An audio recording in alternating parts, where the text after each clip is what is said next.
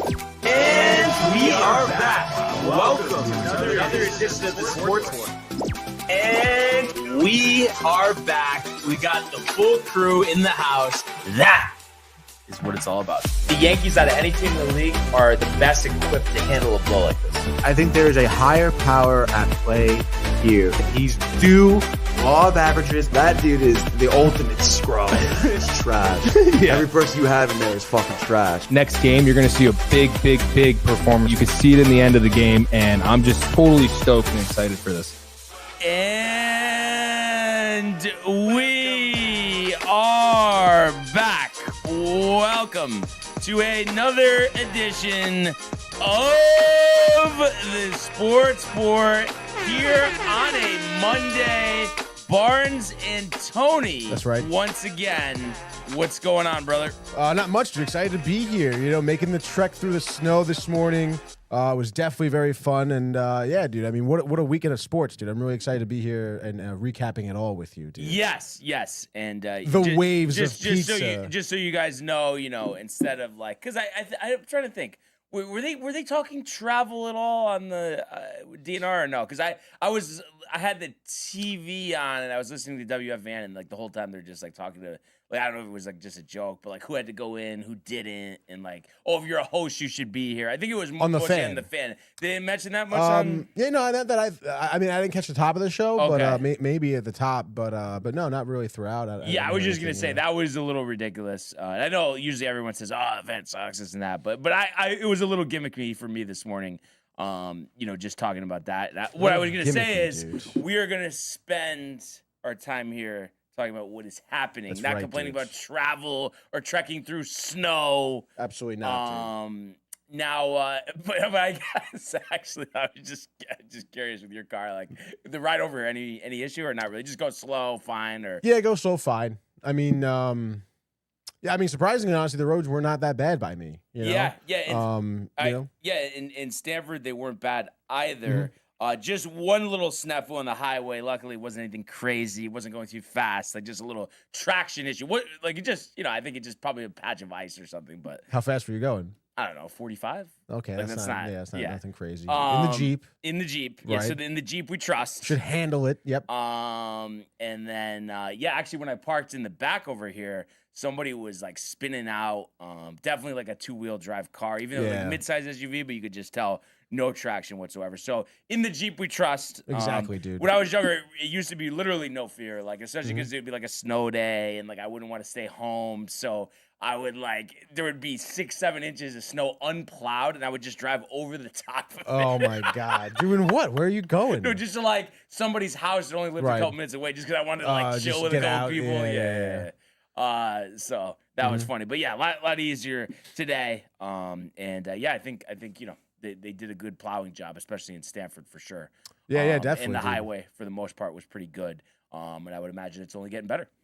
Yeah, exactly, dude. Hopefully, they plow around here. Yeah, exactly. So that's all we're gonna talk about. The weather, dude.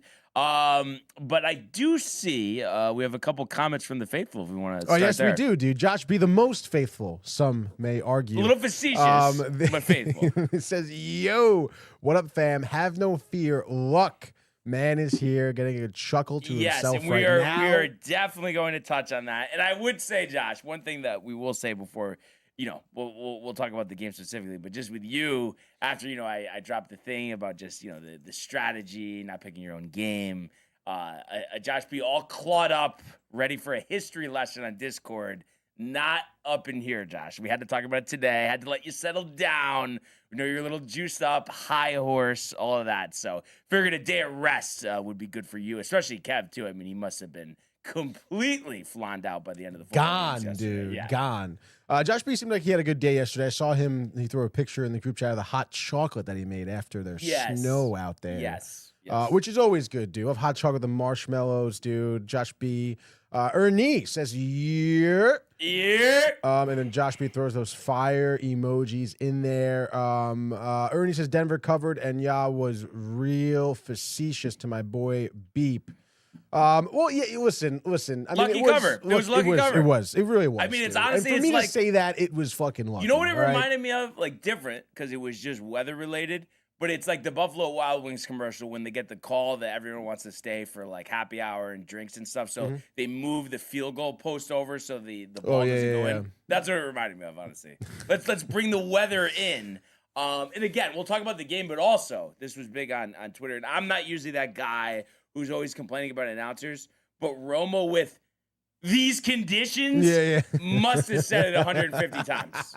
It's like, and everybody on Twitter said, like, we can see the field. We know why do you keep like saying, especially the same word, not even mixing it up. Conditions. Dude, there was something else he kept saying a lot too that was kind of bugging me. I kind of forget, but it was kind of funny because I feel like, didn't you bring this up last week? Yeah, everyone's getting tight about Romo. Yes, yeah, dude. Yes. And then Ernie says even Kev didn't believe in his own teammate. That's a fact. Yes. And then I don't know, like I saw like Ernie talk about this yesterday, I think in the group chat or somewhere. I don't know what this is in reference to, but if you're at the movies, he says, Tony, question for you. If you're at the movies with your lady, would you post a picture of you and your ex at the zoo? Question mark. I don't get it. You know? Yeah. He said that in the group chat. I'm guessing it's about somebody. I don't know who it's about, but I mean, I wouldn't do that. That'd be kind of weird, I guess. Yeah. It's a call to somebody. It's just Ernie call. Definitely. Classic. Definitely. And then Goon Collector says, don't let them forget they got cute with Denver. And possibly, questionable ethics involved. Kev Dew, speaking of the ethics here, says, let's go. We want the smoke. Yeah, Kev Dew's a big ethical guy, dude. Buttoned up, all that. Okay. Ernie's clarifying here. He's talking about the picture that Soto posted with Judge and their numbers in 2024. That's what he was referring to. Did you see that or no? No, I didn't see that. I forgot what the term he used, but it was something like, I don't know. What the heck is... Actually, Ernie said, I mean, I guess I could try to look it up, but there was just some phrase he used. No, there was some phrase Soto. that he used, like going back there, thinking about it. I'm not thinking of the right word that he used, though. Just see. Let's see. Soto Judge photo. Share Instagram, post, MLB Network. Oh, it says reminiscing. But I guess he didn't say that. All he did was do a screenshot from MLB Network showing him and Judge's season. MLB Network posted this. He shared it on his story. He shared it on his story, yes. Okay. So, I don't know know. sometimes it's a stretch, we go, Ernie. No, Ernie. No. It's a huge stretch. But I'm saying I know sometimes, we overblow, like with Austin Wells having the tears for Cody Bellinger, and then he signs with the Yankees the next day. You don't read, like, I guess what I would say that, and again, you're not Soto, you don't know, but I mean, what do you think that post was about? I guess is what I'm asking. Well, I mean, MLB Network posted that, and they obviously tagged him in it, and then that's something that happened in his career, so he just shared it on his social. I mean, why are you smiling? Soto's a pretty, like, because I think it's funny that, like, well, I didn't even say anything. I'm asking. No, but you're asking exactly, dude. I mean, now you're asking why I'm smiling. Exactly. Why are you smiling, Brian?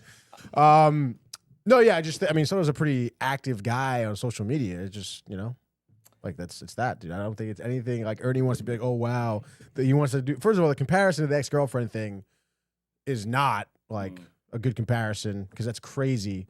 So yeah, no, I'm not looking too much into it at all. And we know Juan Soto. At some level, you want to disagree to what level. And I know I said level twice, like I'm Tony Romo. But the way I'm getting from you is like you're thinking of it as like, oh, well, this is about me. This is showing how good I am, so I'm going to reshare it. Right. I mean, I don't think, there's, I mean, like I kind of said to you before, I mean, how do we know? But it is weird though, because in a way that wouldn't you say like, why even share it? Because then this type of conversation comes up, or like, is it, then he likes people talking about him, staying relevant. Well, I mean, what do you like? Because so you think that he shared this thinking that people would think, oh my God, he wants to be a Yankee? Is that what you're saying? And I don't mean this as like an attack on him, but I've questioned like his like kind of, I don't know, like street smart skills. So I'm almost thinking like he's not even thinking that this type of situation would come up. That's what I mean. I don't think he had this like in his head, thinking, "Oh, I'm going to share this and it's going to cause like a commotion." You know? But I'm saying that I feel like just with certain things You're saying he's dumb, kind of, because what was he? Yeah. He said something else, like kind of indirectly calling somebody out in the Mets last year, and I forgot what. Or he was saying it was like about Judge, like batting with Judge compared to batting with Alonso. Yeah, because somebody asked him about it. But I'm saying, he could have said it better. I feel like sometimes he struggles with that, and I think he even said something about that Marte should really be the captain or something, which seemed like a shot at Lindor. So I'm just saying, I think no, there was something. Marte should be the captain. When did he say that? I don't know. There was something. I'm just saying. So it just feels like he struggles sometimes with like saying the right thing. No, yeah, I guess he's not the best in terms of the media. Speaker. Yeah. Like, I don't think he's going to be on MLB Network after his career's over. Definitely not, dude. Yeah. And I guess he's probably never going to share anything ever again on his social media. So yeah. Oh my gosh. Okay. Yeah, you could answer it, Tony. I mean, I could take it from here. I'm gonna do the text back. Oh, dude. the text back. back. What do you think she's saying about the cars, the lot? They got to plow. We didn't park in the lot though. No, I know, but maybe just thinking if we did. I don't know. Or she's gonna say like the Knowlton's closed today, like we're illegally. Could you here. imagine? I saw someone else here today too. No, and it's like like someone I else feel just like it popped doesn't up matter. tomorrow. We're in the side lot anyway. Yeah. I backed in like in the back, like you know how like when you pull in, if you go all the way back. Oh, you went straight back to where someone was. I just backed in over there. Interesting. Yeah, because there was really nowhere else to go. Yeah. I was on the side. Yeah. No, I passed you, so like you're here, I'm like over here. But you just went text back. Text back, dude. Bubbles yet? A lot, like nothing right now. So I don't know what's going on, dude. Oh, and how about Ernie? Says I sent it to our chat. He said that in August about Marte. Sent to a chat. It's like me looking up the picks or Josh B. I guess he did tell the New York Post that in August. Oh, this past August. Yeah. Well, yeah, that's fine, I guess. Whatever. What was your point exactly? No, I already said it. That I don't think he speaks well. I don't think he. No, yeah, he doesn't. He knows when he says something that he's making it worse for himself. That's all. Yeah, definitely. Not. But let's catch up on all the comments because I know there was a bunch up here. Oh yeah. Okay, all right. Stand by here. Down. All right, let's take it easy. Chicken here. parm. Why is he talking chicken parm? Are we gonna talk about that chicken parm? Chicken cutlet. It wasn't chicken parm. It was just with the regular chicken Alfredo. cutlet with the Alfredo. Okay, got you. Yeah. That sounded good though. Sounded good. Dude, it was. Did you hammer it out? The chicken? Dude, actually, only had to do one piece. Oh, there was only one piece that was thick. What? No, I'm saying, was it extra thick or no? They were extra thin. Oh, good. They were chicken cutlets from Novelli's back on Staten Island. I want to say they must have hammered out these cutlets already because they were already thin. That's what you gotta do. That's what you're supposed to do. You're the fucking deli guy. What does that even mean? What does that even mean? You're giving me these thick cutlets. Yes. Oh my goodness. My mother, speaking of which, says good morning. And then Josh B says, just can't accept I made a great pick. You keep saying I got lucky every time it happens. I would counter that by saying Josh can never admit he gets lucky. I will say that you do say that a lot, that he gets lucky with his picks. But I feel like this time, though, this time. Those conditions? This time, dude. Those conditions? And then we did the start posted a pick. Yep. And then Goon says, why you got to ruin my morning by making me look at the Metropolitan logo, Anthony? Have some common courtesy. LOL. You know what, dude? It's a great hat. All right. And how about you're welcome? So you might have some common decency for your fellow New Yorker. And he says, Anthony here, backed into a corner, has to defend his franchise face Soto now that Lindor's in the rear view. I wouldn't say Lindor's in the rear view at all. You don't think he's on the outs? Like, there's not, like, separation talks? I mean, I don't know. I mean, I think they've always, since Lindor has been on the team, they talked about maybe possibly dealing him. Why would they talk about it as soon as they got him, though? I don't understand. I don't know, because people are like, oh, this is a terrible contract. He's off to a bad start, and you got to deal him now. Who's going to take that? Dave. Who's taking over the contract? But Dave. I don't know, dude. I mean, obviously, you're going into this season, and especially right now, like knowing. Now? Right now. It seems like that the locker room problems were obviously present, in the clubhouse here for the Metropolitans. I mean, again, you can go back to when Lindor came on the team and the problem with McNeil, and then apparently someone disagreed politically with Nimmo's views, and then Soto's not really happy or whatever. He does obviously love Marte.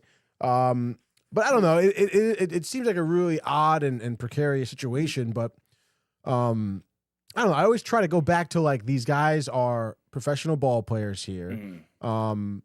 Obviously, the face of the team is drastically different now. You know, maybe there's enough roster turnover that any beefs have been squashed. You know what I mean? But until we get, I feel like, success, like, you know, like in terms of winning games, making the playoffs, like, I mean, I feel like the vibes and the feelings are not going to be all that great, you know? And you think that's all it is? There's no, like, guy this year that could, like, mend the fences between Soto and Lindor specifically? Well, again, I can't speak to how, you know, deep this cut is between their relationship or anything. If it's going to take a crazy, a guy, you know? Like a mediator or something. But I would imagine that, you know, Mendoza, no, there's no counselor. Mendoza is handling it, you know, with, you know, an iron enough of a fist, you know? Enough? That sounds a little weak. Iron enough. No, nothing too crazy. You know, this isn't like, you know, Bryce Harper not coming to practice because he hates Girardi situation. You know, he's not pressing the situation. I feel like he's mediating the situation properly. I trust in Mendoza. And again, I feel like once this team, since the roster now, we've seen the turnover, I would imagine the vibe's a little bit better. Maybe we're going to see a better result on the field. And then all things will be kind of all nice and dandy, dude. Copacetic. Yeah, you know? But again, I mean, you and I and Ernie and whoever else can sit here and speculate. And so until the season starts and, you know, they start winning games or we see what their product is, I feel like then we'll know for sure. Yeah. I just think, like, even though, you know, from the outside, I wouldn't say, even though the perspective did drastically change, you know, from getting Bichette and Peralta, even though the outside pressures, it's like now everyone's saying like, oh, this is like World Series or bust or anything for the Mets, but it does feel like if there's not some level of success, and we could debate what that exactly is, that there's going to be major issues. Like if this team misses the playoffs or, you know, has a really bad season or gets swept in the first round, like it seems like, you know, heads are going to roll if that happens. Yeah, I mean, honestly, dude, I mean, as they should at this point, right? Because I mean, you know, Cohen obviously has been here for quite a few years. You know, Stearns this season seems to really have, you know, full control over the roster and is not really getting much backlash, I feel like, from Cohen.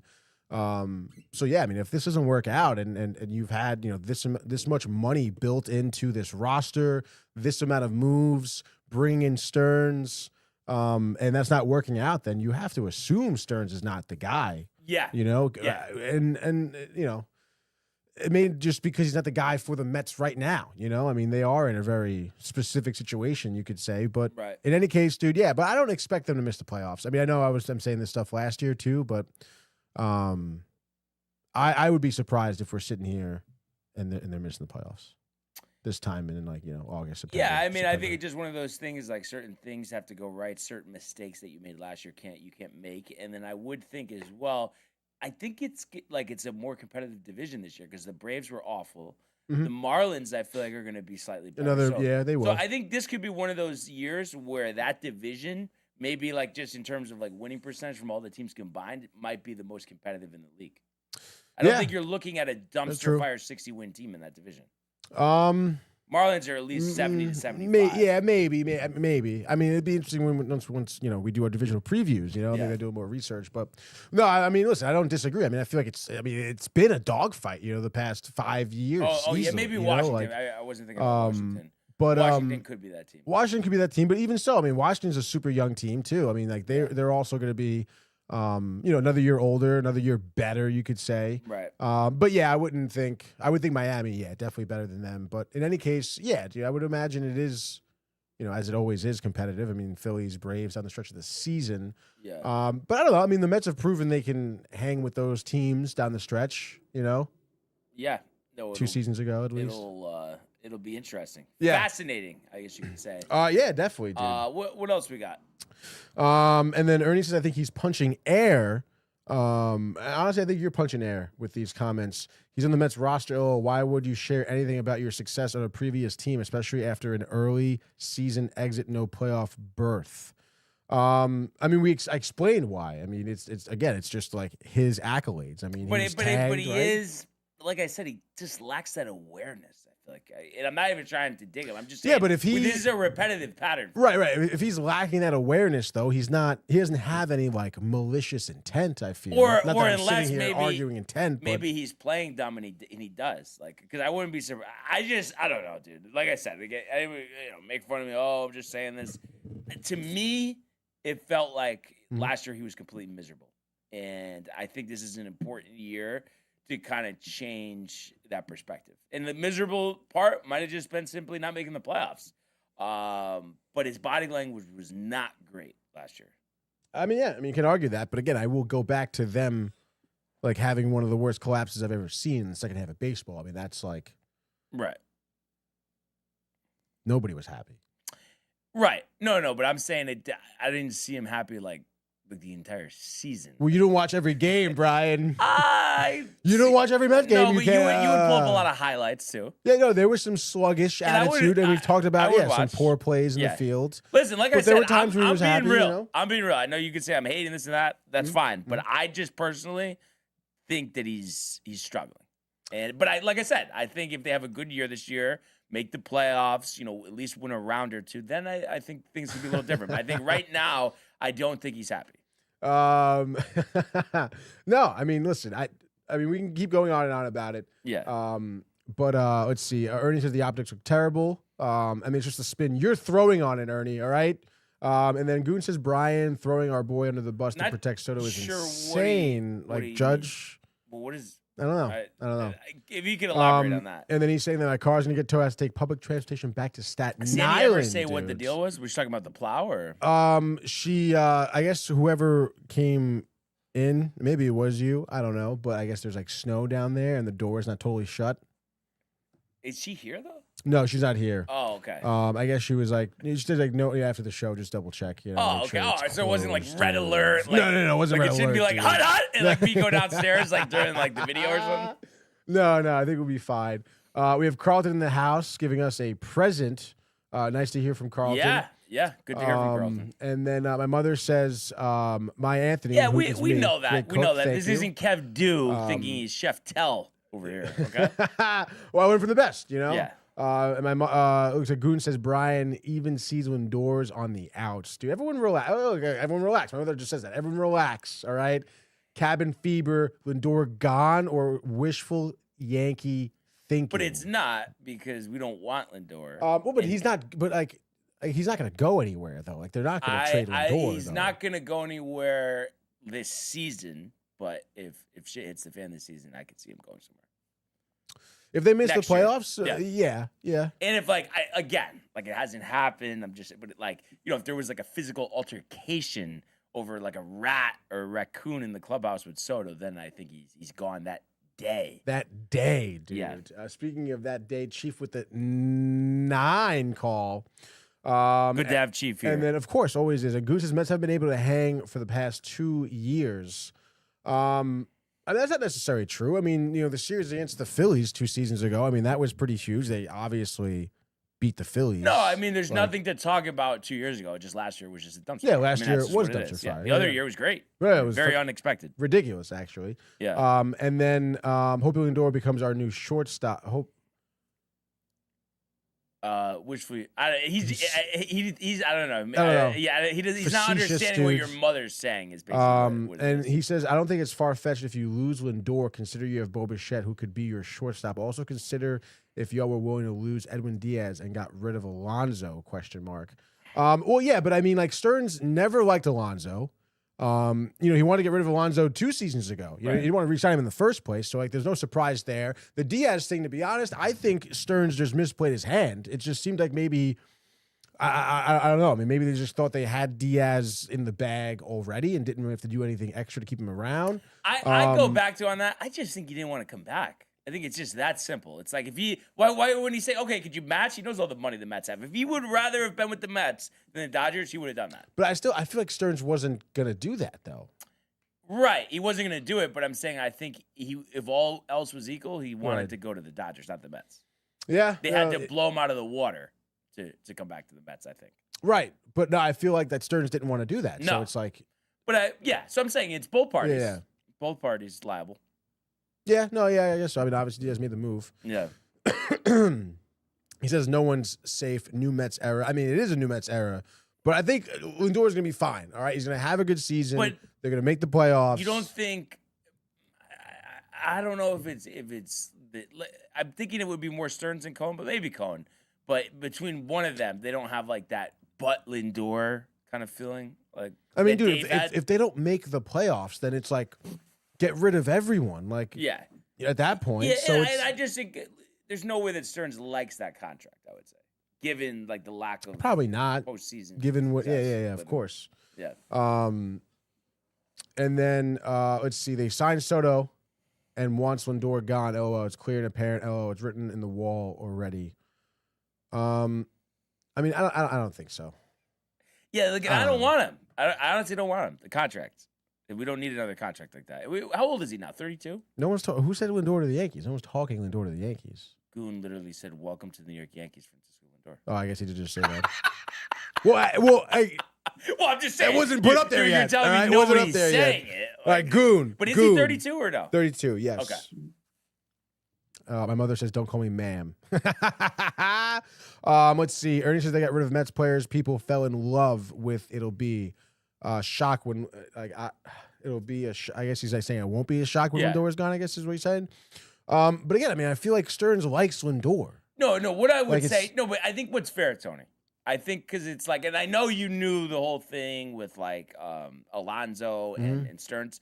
But I think you have to readjust your thinking slightly because I'm sure in your mind, like most of last season, most of this offseason, maybe towards the end you didn't, but I feel like you had this mindset of like Alonso's coming back. So it's like not that crazy to think a year from now, Lindor's not on the team. I mean, that's not that crazy. No, it's not that crazy. But again, I mean, I will reiterate like Stearns did not like Alonso in the first place. Exactly. He was Dave. Right.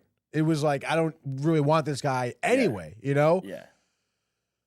So it's like, I don't know. I mean, I understand it's like, oh, wow, like that shows you, anybody could go. Like anybody. Well, yeah. Like, but also like if the team succeeded, like, do you think Alonso would have stayed? Like, yeah. And also thinking about this too, because doesn't it, and again, we're just assuming, but doesn't it seem, because he seemed like he pushed for it last year, that Cohen, if it was up to him, he would have re-signed Alonso or not? I don't know. I mean, again, if we go back to that re-signing 2 seasons ago, you know, it did feel like Cohen was more of the guy who was like, yeah, I do want to. So what I'm saying is like, so he kind of doesn't re-sign the guy that he wants, and then let's say Bichette doesn't have a good season or whatever, and they miss the playoffs. Like Stearns' seat is actually very, very hot, and especially too if like Devin Williams blows up, like I think he has one of the hottest seats in the major leagues at general manager. Easily. Again, I mean, if they do not make the playoffs again, like you have to like clean house. Like this was a big retool. Your mother, season. I guess, hasn't been watching MLB Network, asking if we still have Alonso. He is in Baltimore. Having some snow crab, Mary. Yeah, it's gonna be really interesting. Yes, to see that. Dean excited. Optimism for the season, Dean. I haven't talked to him. I haven't seen him, but I would imagine he should be pretty high. Yeah. Although he was definitely down in the dumps last season. Dude. Yeah. Like, oh my god, dude. Man. Jeez. And then Goon says we need a shortstop. As in the Yankees. Well, we don't need Volpe, and I know the numbers other than his stint, which obviously wasn't like very long so far, with Caballero suggest this, but I don't know. Until I'm proven wrong on this, I do feel like Jose Caballero could be a starting shortstop. I think he's in the perfect spot to utilize his speed, his defense, his base running. I feel like he's really going to take advantage of this opportunity. I don't see in the month or so, give or take, that Volpe's out, Oswaldo Cabrera getting too many shortstop starts. I feel like he's better as a bench player that you can kind of move around when guys need day off. And then he says, Goon, I don't think Stearns is the problem. I think it's Cohen.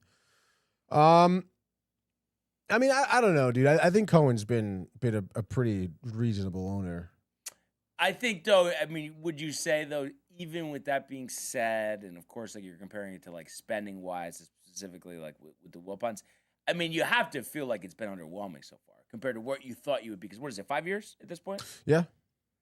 I mean, definitely, I would imagine, would have expected to be like in the World Series. Yeah, no, definitely. I mean, to have 1 year where you go to the championship series, you know, it's another year we get knocked out in the wild card, you know, and then miss the playoffs. Not good. No. No, the track record is not there, but I don't know, man. I mean, who else? Like, what am I going to sit here and want a different owner right now? Like, no, I don't. Like, there's no one really on the horizon. I don't know if but then it's kind of the chicken and the egg, but it's like he's the guy who identified Stern. Right. So it's like maybe that's just his biggest flaw. Like, I mean, obviously we have to see how this year works out.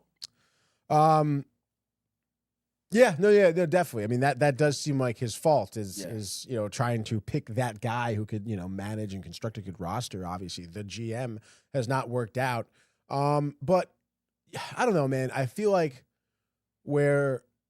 again, you want to compare him to the Wilpons, go for it. Where Cohen what he has that I feel like a lot of owners of the Mets have had that don't is like a willingness or a want to win. I feel like and pay luxury taxes. And pay luxury taxes. And like, again, like I said, I feel like if they miss the playoffs again this season, I would expect Cohen to fire Stearns and look for a new guy or, like I would expect him to like have that knowledge of moving on. I mean, he's moved on from a lot of his failed, attempts at bringing in like Verlander and Scherzer and dealing those guys and eating a lot of money.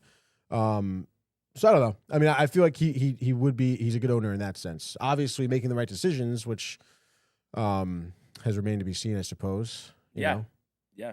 So, but again, I mean, I don't know. How would you, if this was the Yankees right now, where they, Cohen came in spending lots of money, like how would you feel? Would you be like, I don't want this guy sort of deal? Well, I would just base it on the wins and losses. I think it's been kind of mediocre.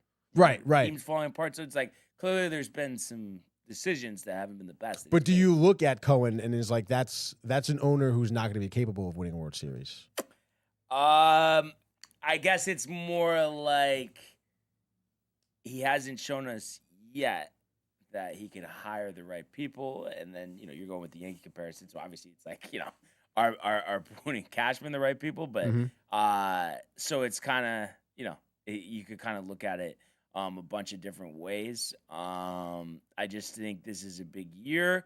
But I guess what I am saying, and again, it has nothing to do with the Yankees, it's like I don't think he's brought in the right people so far. I think Mendoza, too, unfortunately, like reminds me of Boone.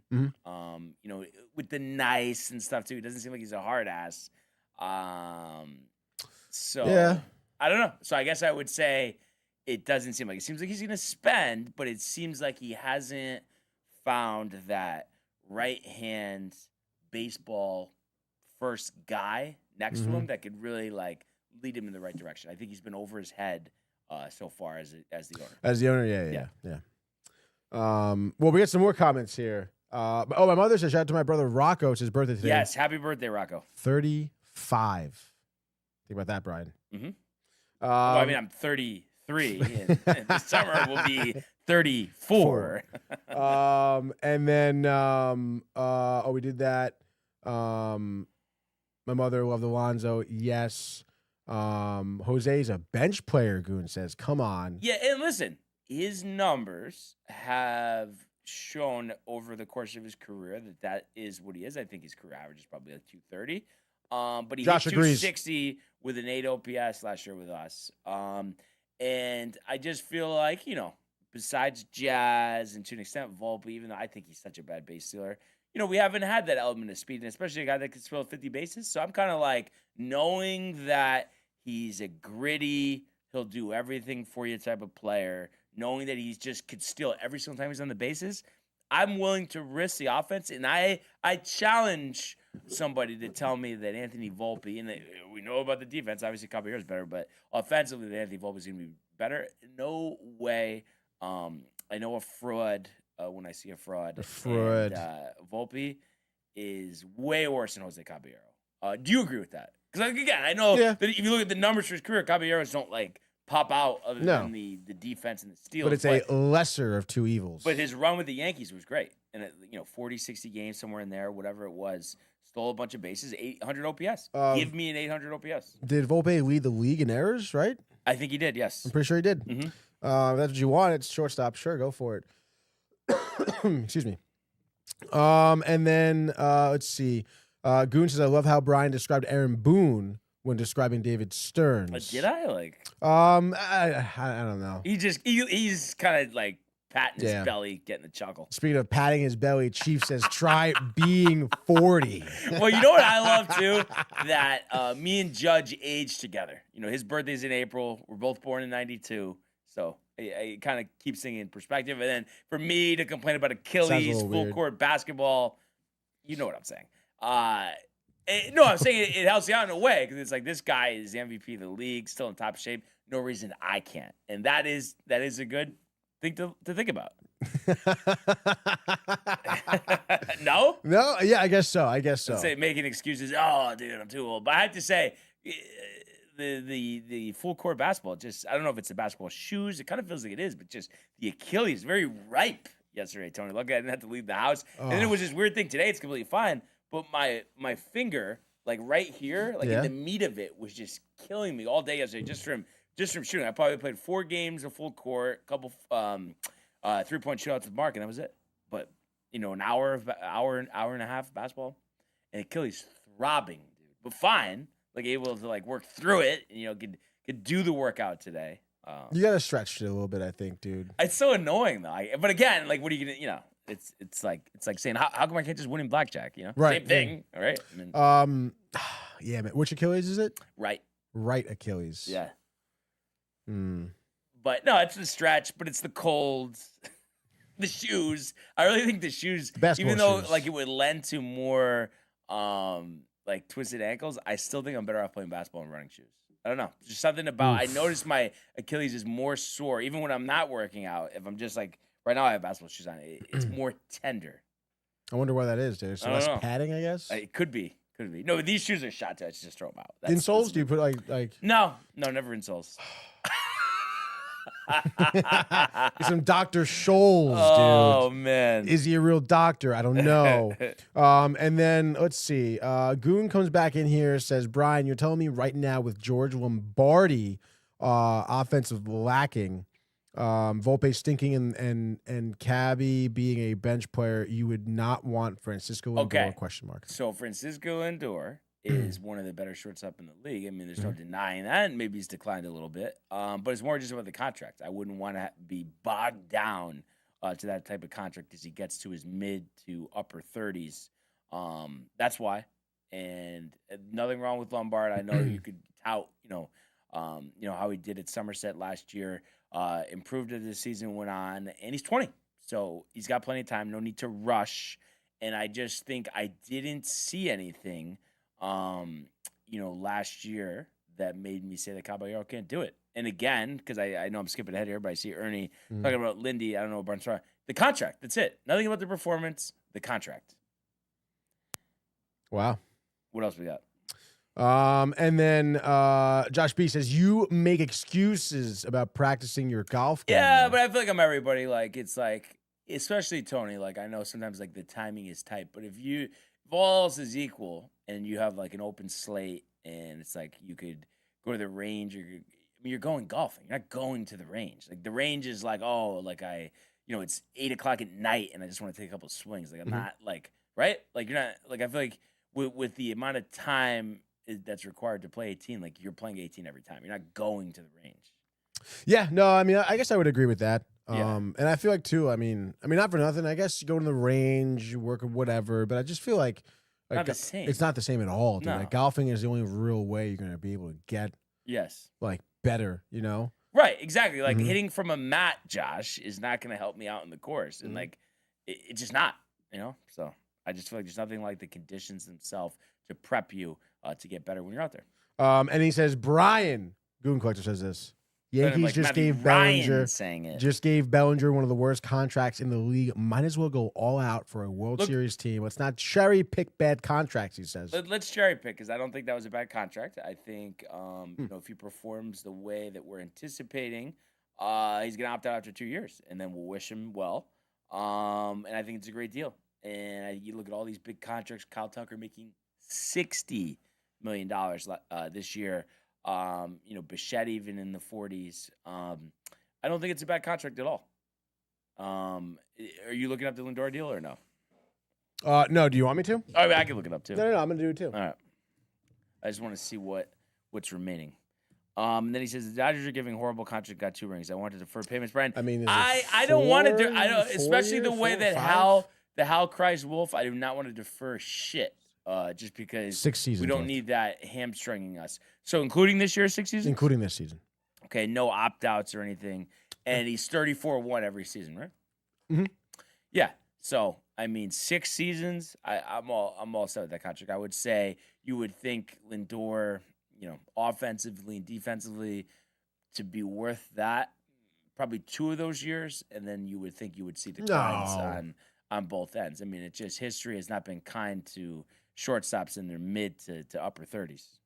No, I mean, you're not wrong there, but I don't know, man. I mean, I feel like, especially with last year, I don't know. I mean, I feel like he's been kind of, not necessarily plateauing. But I'm saying it's just like, I just don't see how. It seems like the best is behind him is what I'm getting at. I don't think it's like you're going to see him hit almost 290 and hit 35 home runs this year, driving 100. I don't think so. Could be wrong, but it just what it feels like, Yeah, I mean, the days of the 30 steals might be coming to an end as well. I don't know. I don't know, man. I mean, you could argue he's played some of his best baseball in his past 3 seasons. No, but the thing is, I'm just projecting forward. Right. You know what I mean? Like, yes. But I don't think he's going to have 2 out of those 6 years. I think he's going to have 2 good seasons. 2 seasons where he's buttoned up defensively. Where he's worth the 32 million, yes, 34 million. I think you're going to see range problems in a couple of years, and I think, he's just average strikeouts, less steals. I do think we're going to see that. Bat speed. I don't think we will. I think you're going to see 3 great seasons. So you're saying 3 trash from seasons. Lindor, 3 great seasons. But what's the other 3 look like? Not as great. Maybe Okay. there's 22 steals. right. Maybe he's batting 255. Maybe he's only hitting 25 homers instead of 35. Chief says Belly contract is nowhere near as bad when you look at what the rest of the league is getting paid. Yeah, it's not a bad contract. I mean, you tell me, Tony. Do you think it's a bad contract? I don't think so. I mean, I've been crying wolf for Bellinger the whole offseason. So I was. And I think if he doesn't opt out, it's like 3 years and $70 million. Like that's nothing. Nothing. I'm saying it's not something that's like. A Donaldson, a LeMahieu, a Stroman. It's not like that. No, it's not. And he says the Lindor contract is insane. Lindor better than all 3 of his shorts. I'll give 3 of them. For the Mets, okay, I'm just saying Lindor is still probably the second player on the Mets team. In a good season, as good as Soto. All right, well, okay, that's definitely not true.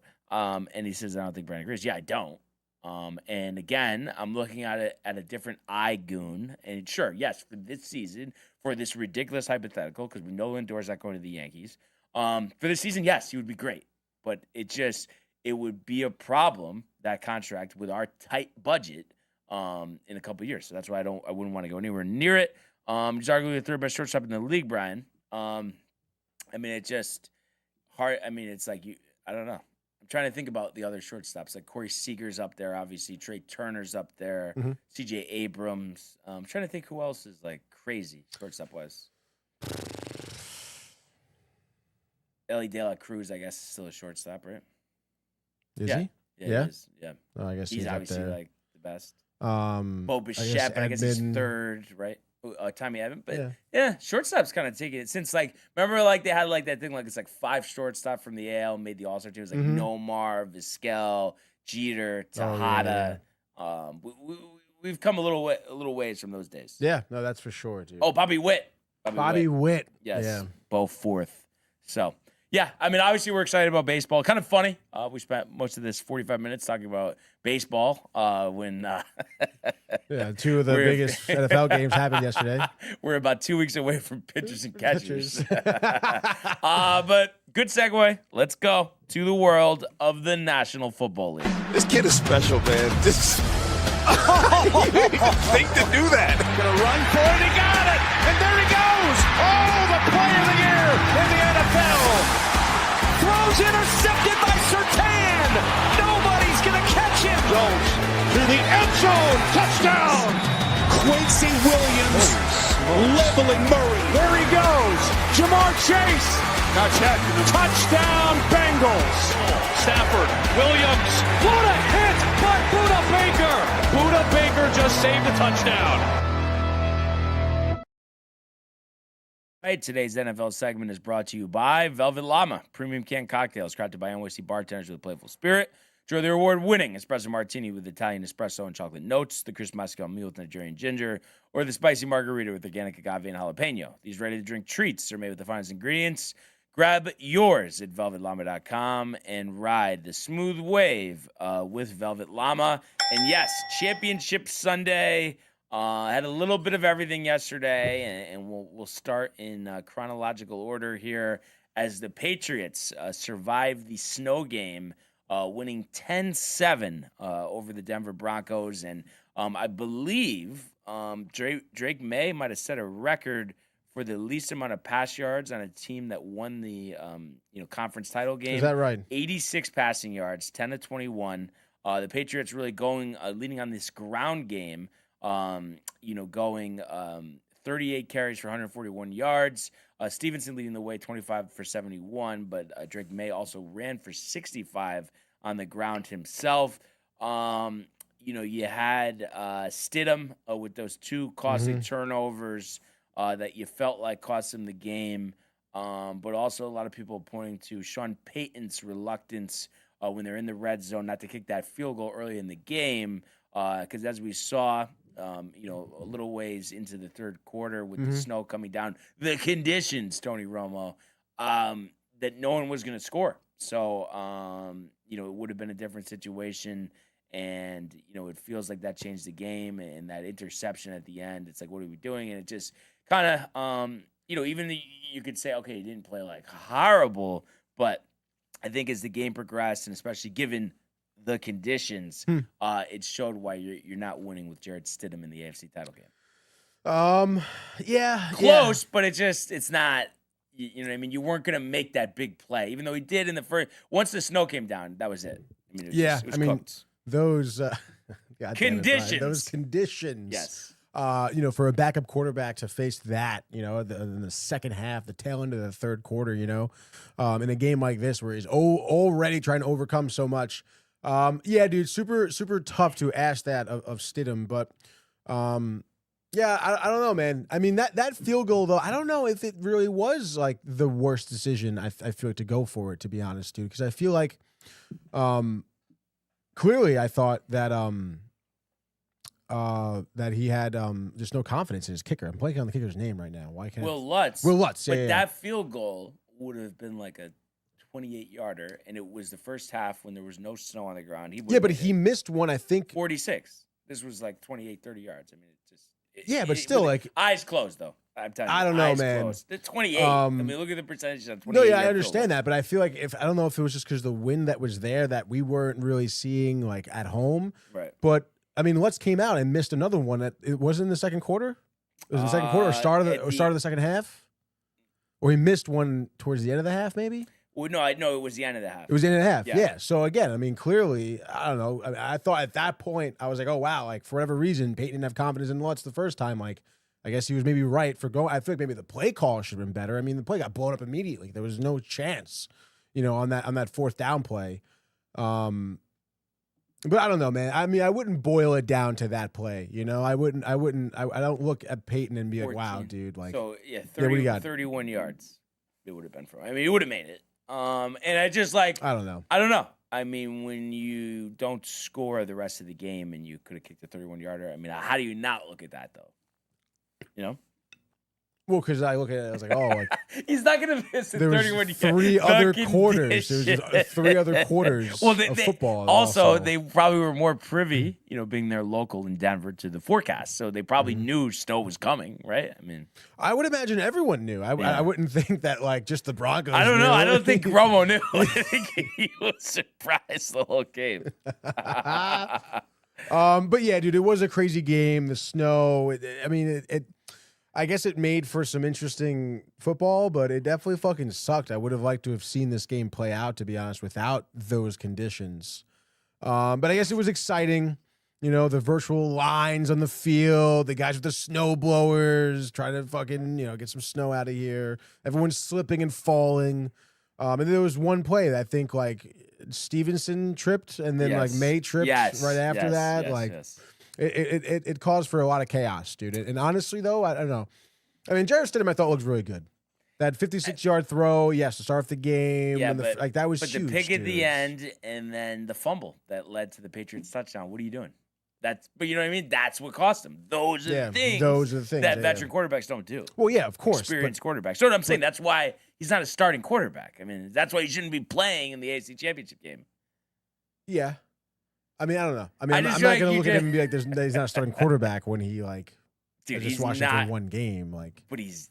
And it was, like, the most important game I was of his saying entire this life. to Kevin Josh over the weekend. It's like, there's a reason that Jared Stidham, and I believe it's 7 years in the league. Okay, what is 7 years in the league because he drafted in 2019. That he had 7 starts or less than that, 5-6 starts. It's like, if you're good and you're in the league for 7 years, you're going to get more starts than that.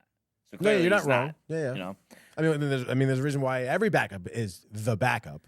Yeah, but I don't know, man. I mean, I think that guy proved a lot during that game. Yeah, to me, he proved it.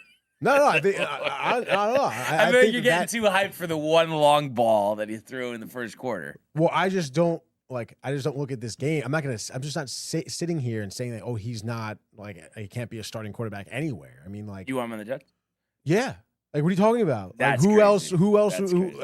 Over who though? Like, what? Like, this is like you and Gardner Minshew. I would say like, Gardner Minshew. Well, actually, that would be you and Gardner Minshew. No, you like Gardner Minshew. Right. But I'm just saying you didn't. Is what I'm getting at. That's what I'm saying. He's my Gardner Minshew. But yeah, I would say for the Jets, which next year again, because like I'm the one making fun of Dave for always like saying, oh, this guy can't be the bridge quarterback. Like, doesn't matter who the bridge quarterback is. Like, they're gonna be terrible. So actually, with that in mind, then yeah, Stidham's your guy. Because it's like, for the Jets, I don't care what anybody says. Well, yeah, that's what you asked me. It's a wasted season once again, which is fine. But them having a terrible year again, the number one pick is the best thing that could happen to the Jets next year. Because there's no way that they're going to be competitive. No. And there's no way that Aaron Glenn has a future with the team. Right. I mean, it's just is what it is, you know? It is what it is, dude. But so, you know, the Patriots, advancing to the Super Bowl, first time since 2018. A lot was made of kind of the easy road that they took to get to the Super Bowl. Do you buy into that at all? Do you feel like it was like a Josh B. Lucky in a sense? I mean, it does seem like that all of the stars aligned, for them to get this path to the Super Bowl. Sure. I mean, did you luck out? I mean, yeah, it is luck that you faced Jared Stidham. And then the other rounds of the playoffs where I think they didn't actually look good at all. I mean, their defense played well, but the Texans and the Chargers, teams that like they're not beating anybody. The Chargers scored 3 points. The Chargers scored 3. Texans. I mean, 13 or something. I don't know, man. I mean, I think locking down the Chargers is impressive, right? I mean, that's good. I mean, listen, defense wins championships. Yeah. And honestly, not for nothing, dude. Again, to go back to, I guess, maybe more to the Stidham conversation, but I feel like that almost every play, there were people in his face immediately. Like that defensive line was dominant, they were blowing up, even running plays too, where there was just, it just seemed like that every play the Broncos had to work so hard just to get to the line of scrimmage. So, I mean, listen, if you want to ride a Super Bowl on that, go for it. I mean, I don't think that the team is bad. I don't think the Patriots are bad. No, I don't think they're bad, but I think a lot of people were also pointing to, like, if Bo Nix was playing with the Broncos have won, which is definitely a fair question to ask. You're never going to know. And then also, just skipping ahead here for a second, I mean, now that we know, rematch of the 2014 Super Bowl, I think that the Seahawks are going to win by 10. I just think that defense is thriving. Right. And Sam Darnold, I just say, he did what I thought he couldn't do.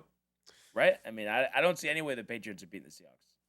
Really? Unless, they decide to throw the ball at the 1 yard line again, then maybe they could win again. Because I thought they were lucky then. And obviously that team was way better at the time. I'm just saying, like, that. Talk about Josh B. Luck, though. Imagine, like, if that was the picks, like that Super Bowl. Could you imagine, though, if something like that happens? That would be fucking crazy, dude. I'm trying to remember what year was that? 2014. 14. Yeah. Oh yeah. Okay. 2013 season, 2014. Yeah. That was ridiculous. That was ridiculous. But I mean, not for nothing. I mean, I don't know. I mean, that's not really luck. I don't know. I wouldn't categorize that as luck. That game? I would think that was just Pete Carroll. I don't know. It's an idiot. Like, well, yeah. So wouldn't that, you know what I mean? Because I feel like it's like he blew it. I don't think who else is gonna make that call is what I'm getting. Like Right. they run the ball, scored a touchdown. Like the Patriots aren't like going 80 yards in 30 seconds. Probably not. No. With no timeouts. Like, Mhm. You know. So I don't know. That's just my first thought. But Patriots definitely had a good season. I just think the offense hasn't showed up in the playoffs. I think yesterday you get a pass because of the conditions. Mm-hmm. But right, I mean, we haven't seen that Patriots offense we saw in the regular season in the playoffs yet. Yeah, no, we have not. Defense has played well.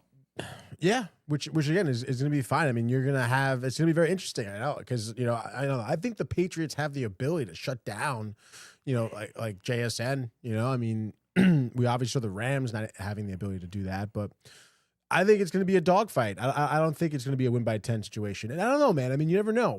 I know it's like I've been the Darnold sympathizer, and I'm rooting for him. Honestly, I want the Seahawks to win at this point. But it still feels like he could throw some picks. It could feel like that one of those games, dude, that we see Darnold have. So it's we'll see what happens. Obviously, he like you said, he overcame it with the Rams, but we'll see what happens. I think 10 is a tough margin. Yeah. And then we have Riley Sousa. Josh with the laughing. And then Riley Sousa, of course, talking about his lucky Patriots that they're going to win the Super Bowl. Not on my watch, Riley. And it's not even me being, a Patriot hater here. I just think, could you at least give me, Tony, that just watching the two teams this year, again, anything can happen. It's one game. But, Seattle has clearly shown this season that they are not even just better than the Patriots, just the best team in the league. Yeah, they're one of the best all-around teams in the league, for sure, dude. It's going to be a tough job for New England, no doubt about it. But, I understand why Riley's excited. That's huge. For of course. Patriots Of to be course. Bowl, Of course. The spoiled Boston fans that they are. Says he agree they're a better team where the Patriots would win. This isn't Kirk Signetti, Riley, okay? Yeah, Google us. But it will be interesting to see, Tony, that in the Super Bowl, Pat Seahawks, in those conditions in Santa Clara, which should be clear what the Patriot offense looks like against the defense like Seattle. Yeah. No, yeah. It should be like optimal conditions. Yeah. But speaking of that, and Donna Lee, great to have her here. She says, hey, all. And she's shivering. She's definitely shivering. But all-time classic, Seahawks Rams yesterday.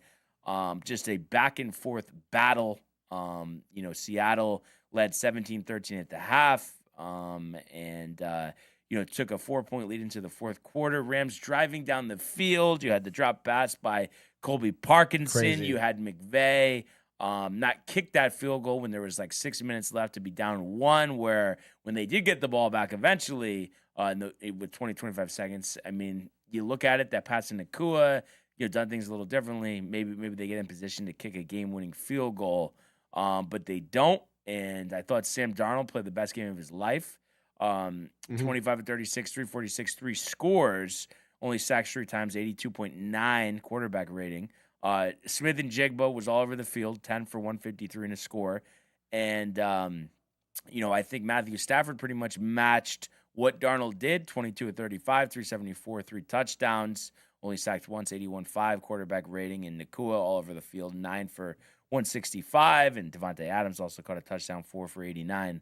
But I just think that this Rams defense, there was a lot of hype on Chris Shula, like we always talk about, grandson of Don, only getting head coaching jobs. And this defense, I think all playoffs down the stretch, just did not step up. And, it's always like the chicken and the egg conversation. Like, was the Rams defense that bad or was Sam Darnold that good? I just think in coverage, this Rams defense looked awful. Smith and Jigba wide open several times. A pretty bad defensive performance by the Rams here. Yeah, no, there's really no other way around it. The secondary specifically, it's just like oh my God, dude. Like you said, having JSN wide open, like on like a fade route in the corner of the end zone, I was like, how do you lose that man? That is the one guy that you're supposed to probably keep an eye on. the entire game, So it just seemed like there was a significant breakdown in coverage, and I guess you can, tip your hat a little bit to Seattle. I mean, there were some cool like routes that kind of confused the secondary that led to JSN being open, but still, I mean, like you would imagine, that Rams defense at least adjust. I mean, it just seemed JSN all day, like there were just no like adjustment, to maybe covering him. So. Yeah, dude. I mean, that for me, that was ultimately the biggest fault. I mean, I feel like the Rams defense, like you said, Stafford put on a good performance. Had they had a timeout remaining or Puka Nacua being able to get out of bounds. The McVay thing with the call and the timeout and then not challenge. I mean, it's like that was a debauchery. Right, it was a debauchery, and it's interesting because we've seen McVay. I feel like kind of fumble a couple of things recently. Which is tough, dude. I think he's still a great coach, but I think he'll look back and see there was a couple of things that he could have done right.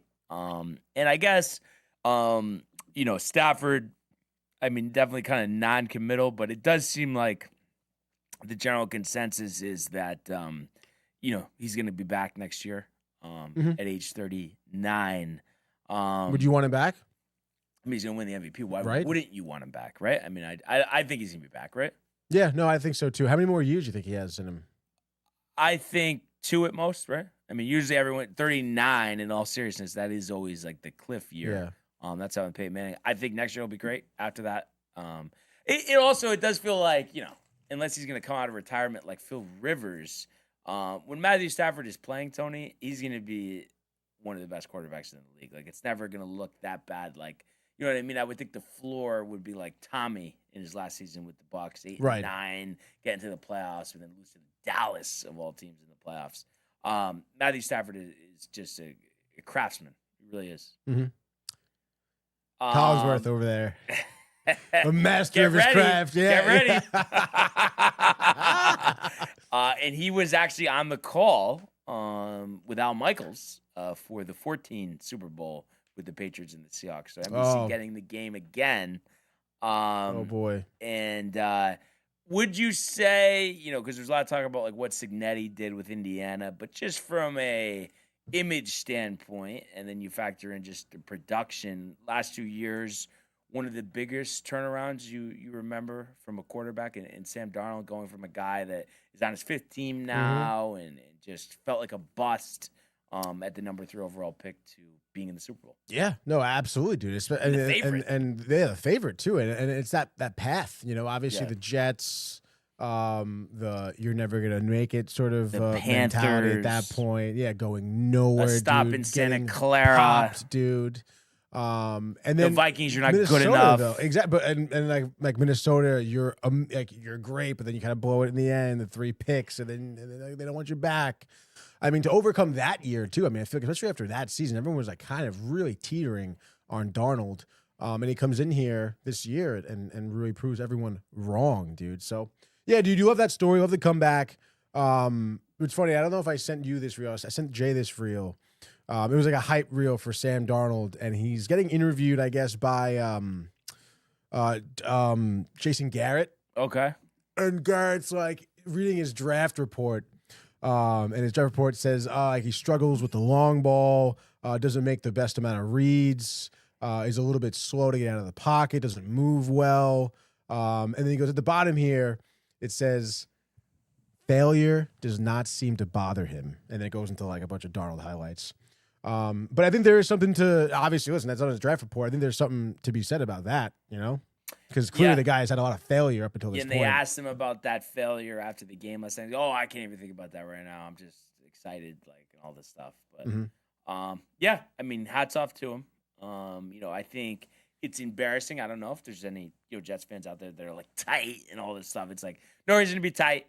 It's just one of those examples because I don't necessarily buy into it at times. But, just the Jets not being – the right landing spot for a young quarterback. And clearly Darnold has proven that was the case. But also it's not just the Jets because he was in Carolina with Baker Mayfield and didn't succeed there. So it's amazing, what coach, system, all that has to do. I think Clint Kubiak, who's expected to get the Raiders job, their offensive coordinator, he deserves a lot of credit. He's done well with them. So all around, it's a great team. Kenneth Walker, I thought really got some tough yards for them last night. That's going to be big in the Super Bowl, especially without Charbonnet. And then also, how about, too, how that Woolen penalty gave the Rams that touchdown. Imagine if that ends up costing the game. Oh. I mean, he's done in Seattle if that ended up costing him the game. Yeah. No, yeah, absolutely, dude. Crazy. That was something. So the stage is set. We got the Pro Bowl this week. And then Sunday, February 8th, 6:30, there we go. NBC Peacock, Levi Stadium, Santa Clara, California. The Seahawks, -4.5 now. Total is at 46.5. And this feels like it's setting up to be, another classic like it was, 12 years ago. And be interesting to see what Tirico, Collinsworth, Melissa Stark pacing the sidelines, what they have to say. But I'm sure NBC is very, very excited that they get the Super Bowl. As they should be. It's going to be great. I think, how last year ended up being disappointing. I think this is definitely going to be a close game. Yeah, no, I think so too, dude. A great game. And then this has nothing to do with, but I was just thinking about it because of NBC, and we never talked about this. I sent it in a group chat with you, I think. But what's your thoughts on, speaking of NBC, Bob Costas getting the nod for the Sunday Night Baseball pre and post? I mean, I guess pre and post is fine. Right, because no one watches the pre and post. No one cares. Oh, dude. But he's going to be able to, wax poetic about whatever. But I'm almost in a way, because I just feel like there's some good one-liners we're going to get out of that. Oh, yeah, for which sure. Would be hilarious. Absolutely. Who else is he doing it with, I don't think they said. No? I don't know. But I know Jason Benetti is the play-by-play. Okay. And I don't know if Mendoza is the commentator. You should look, actually. Who are the announcer? Not Carlos, but Jessica. Jessica. Who are the who's announcing Sunday Night Baseball for NBC?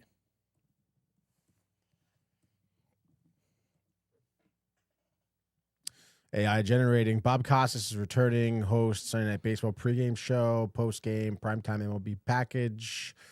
Play-by-play analyst still being finalized, but Benetti considered top target. We go down though, because I thought they had already officially announced it. Let's see, Costas. Maybe go. Yeah, read an article here. All right, Stanford, Connecticut, NBC Sports. There we go. For decades, Costas debuts host of NBC's primetime MLB package on Thursday.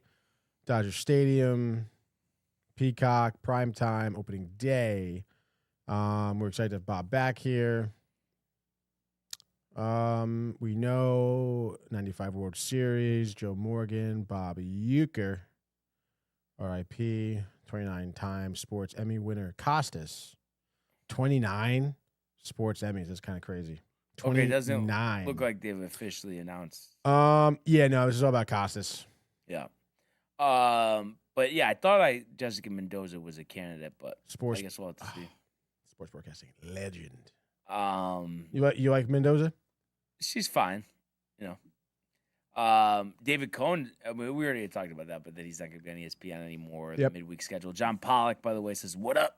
What up, John Pollock, dude?" Yeah, we can't wait for baseball, obviously, and a little bye week here for football. What do you think about how they do that? I mean, I know it's just like tradition; they're not changing it. But what do you think about the bye week? I hate it. Yeah.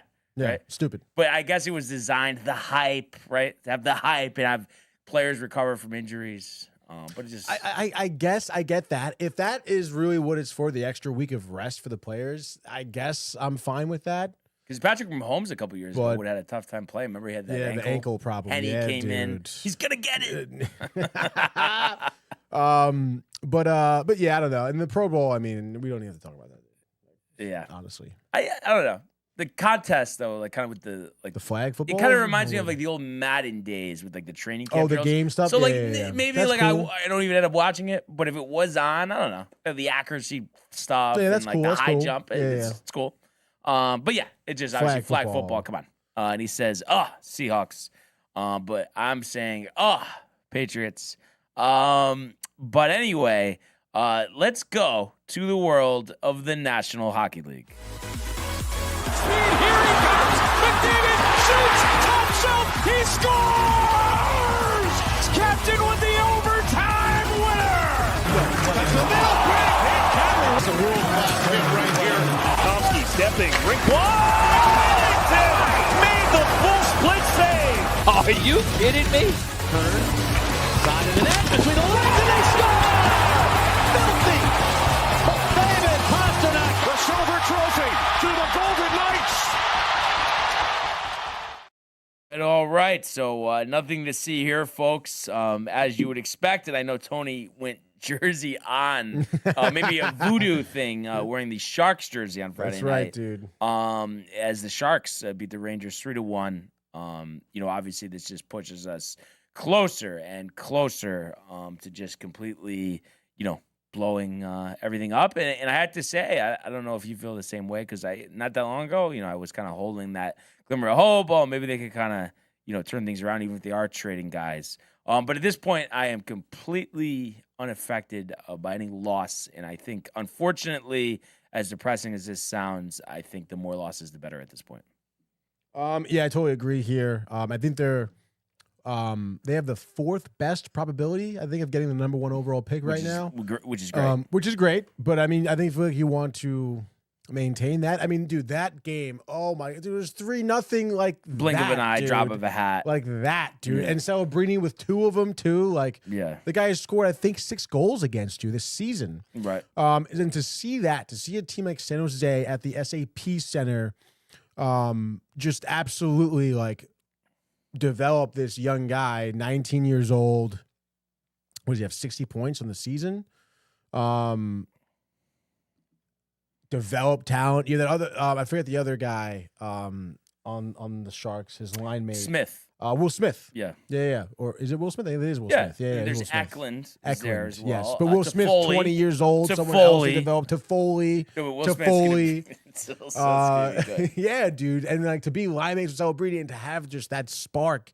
I mean, that's what you like pray for, honestly, Right. as a fan of a team, Right. is to have that young talent and to have these guys having fun on the ice, and it's showing on the score sheet.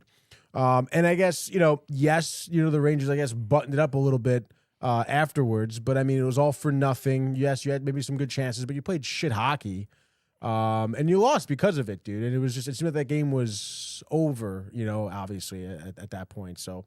I mean, it is what it is. Like you said, I guess you do want to lose some more games. I guess McKenna. I'd like to beat the Bruins tonight. Get McKenna. I think lose to the Bruins, have the better chances. Okay, there's not going to be a team like the Islanders last year getting lucky, like Josh B. winning the lottery. Winning the lottery, dude. And Pollock also mentions, how about those Red Wings? 5-1 on Saturday in Winnipeg. So the Red Wings, 32-16-5. I mean, we've been talking about it, but Dominant. They just seem like a perfect trade partner for us. And we've traded with them before. That's right, obviously. No, yeah, I mean, if they want Panarin, Have them. Go ahead. take him. The rebuild is in full effect. I can't believe, though, we're talking about this, and then you're saying you still want to win tonight. Like, that kind of goes against everything, no?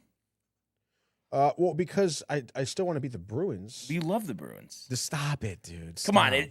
I have a hard time thinking, even though, yes, technically, Boston, New York, they're all rival. We see how you get finicky with the Red Sox fans. That if the Rangers are not going to be in the playoffs, I don't know. Just because you with the I'm not big rooting for the segment- Bruins. Yeah, Absolutely it does not. seem like you. Absolutely not, dude. I think you like Pastrnak. No, I'm not. I mean, he's a great player, of course. Yeah. I'd love to have him on my team, but I'm not rooting for the Bruins to win a cup. Absolutely not, dude. And he says Panarin definitely needs Kane. So yeah, let's get. He had him once. Deal done. He did have him once, but the bad hip, Boomer Esiason was ahead of that. Boomer. What about, speaking of hips? What about? It has nothing to do with it, but what about the picks? The hips. I dude. feel like I didn't do well. You went 3-3. Oh, okay. You went 4-2. I did go 4-2. Waxing. Game to game. So what's? 2 games up now, 42-36, and you're 40-38. Okay. All right. And I think I picked first this time, right? I want to say that sounds about right. Yeah. Okay. Okay. Yeah. Well, I guess strike up the music. Monday edition of the Frozen Frenzy. And I haven't done this, I think, ever, if I'm not mistaken. If I have, it definitely wasn't this season. But we're gonna go to Madison Square Garden. Wow. But we're gonna go with the road team here. We're going to go with the Boston Bruins. I'm rooting for Boston. David Pastrnak, Morgan Geeky, Tony. Maybe Pavel Zacha has a goal as well. But I think it's a bloodbath. I mean, last time these two teams played, the Rangers gave up 10, and no, that's not a typo. They did give up 10, and it's different at home this time. No, it's not. They're 5-13-4 for a reason. So I think it's another shellacking. And Sullivan's gonna have to wait for the 500th win, if I'm not mistaken. Maybe it's not 10, but I think the Bruins win. But let's say 6-3. So give me Boston and the over. Wow, Brian. How times have changed. How the times have changed. Oh, boy. All right, so let's go now for me here. Very interesting. I know I kind of just peeped this game, and I just kind of want it. Not a lot of games, actually. No. Only 5 games. So, we only get 2? We get 2 apiece here, so we better dial it up, dude. So let's go to Tampa Bay, where it's not snowing, where it's probably nice and sunny. The Lightning here, 13-9-0 at home, will be hosting the Utah Mammoth. Okay, dude, the Mammoth, 27-20-4 on the season, 12-13-2 on the road. Not great. I'm gonna take the Mammoth here. Mammoth are 8-1-1 in their last game. In their last 10 games, they have won 5 in a row right now, Brian. And they're coming into Tampa Bay as plus 130 dogs. And this is your dog of the day, I believe. I know Gensel coming off the 2-goal game. Tampa Bay, they're also 8-1-1 in their last 10, but I don't care, dude. Give me Utah here, serving Tampa Bay Lightning their first loss at home in overtime. Give me Clayton Keller, just like he did already this season, I think against Philadelphia. Keller, OT winner. He has 3 points on the night. Utah go on to win this game. I'm going to say 4-3, Mammoth in the over. All right. And I'm going to go to Philadelphia. And we're talking about 2 teams here that aren't exactly on fire. Both have only won 2 out of their previous 5. And specifically with the Isles, they've lost 9-1, a combined 9-1 score. Yikes. Their last 2 games against Buffalo and Seattle. But that's why I like them here. And Corey has been texting me, definitely very frustrated, talking about the buying, the selling at the deadline. I'm like, trying to even say that he thinks the Rangers are going to beat them when they play. I'm like, dude, let's not get crazy here. Like, I understand a little Dr. Jekyll, Tony, Mr. Hyde with the Islanders, but it's just like one of those things, like with the Seahawks and the Patriots. I know the Islanders are better than the Flyers. The Flyers are full of gold. I don't care about the road win in Colorado. Did they put the banner up at the Wells Fargo Center for that one, Tony? That's funny. So I think the Islanders dominate here. I think Soro King with the shutout, 5-0 on the road. Schaefer 2 goals. So give me the Isles and the under. Isles and the under. Brian picking the Isles to win. Wow. And the Rangers to lose. A little suspicious, right? Unbelievable, dude. Very suspect. I kind of don't want to pick this Oilers game, but I also don't love the Kings in Columbus. Do I take Columbus? The Ducks have kind of been like, I don't know. Oh, the Ducks have been winning. That's right. They've turned it around. I guess give me another dog here. God damn it. Why are the Ducks plus? I guess they do have some injuries and stuff like that, but I don't care, dude. I don't care. Tristan Jarry getting lit up over there in Edmonton tonight, no doubt. 8:30 p.m. at Rogers Place in Alberta. Ducks are visiting. They're 13-13-2 on the road. Not great, but hey, man, they've really turned it around since losing 5 in a row. They've now won 7 in a row, and they're 7-3 in their last 10. They're going to make it 8 here tonight. Give me the plus money juice. Why not? I mentioned the plus 220. Over under is 6.5. If I had to guess, this is going to hit the over. I think, though, Ducks absolutely rout the Oilers. Jarry pulled in the second period. Ducks go on to win this game. I'll say 5-3. Ducks in the over. And just like that, that's your Frozen Frenzy here on a Monday. So we'll see what happens. The tank for McKenna continues. I'm parlaying those 2 teams tonight, by the way. Which 2 teams? Mammoth and the Ducks. Mammoth and the Ducks. By the way, Pollock said he liked, what was it, the Kings over the Blue Jackets? Yes. Is that what he said? And they says, Brian has taken my invitation. You lost your boy, Anthony. Welcome to the house, Brian. Lucky to have you. Wow. That, as Corso would say, not so fast. Wow. It's about realizing the situation. We're not making the playoffs, so I want the number 1 pick. I want McKenna. I want him to be the talk of town next year. Schaefer taking a back seat. I'm going to put Pollock down for the Kings. As we get the music up. Over under 6.5, Pollock. Let me know. The grid, the baseball, and I have to say again, not one that I exactly love. Really, that's not good, Brian. But it's all right. I do have something. Well, you think it's tough too, right? It's not easy. It's not easy, but I do have a dead nuts. What do you got for dead nuts? Billy Koch. Billy Koch. 1% for and then Billy. I do have a 7 for the White Sox and the Cards. Anybody that came to your mind there before we go with that, or Quintana, Jose Quintana. Okay, do that. Jose Quintana. Who did you have? Edwin Jackson. Edwin Jackson. Yeah. And what was he? 7. Oh. Yeah. All right. No, 2%, I knew it, dude. I recognized it. All right. I wasn't sure, honestly. Well, I was. All right. No, the 300 batting average is like, what the? John Pollock with the over. I'm a little tight about that, honestly. Pollock takes the over, but A's batting average, we can do Mike Piazza.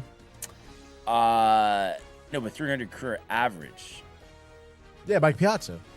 Doesn't have the 300 career average. Yeah, he does. Look it up. I feel like there's no way. A's? No, not with the A's. That means your whole career. Mike Piazza. Wow, I have to say, no. It just has been a while. I give you full credit. Did not seem like a high average guy at all to me. Underestimate. You watched him more, so you would know. 7%.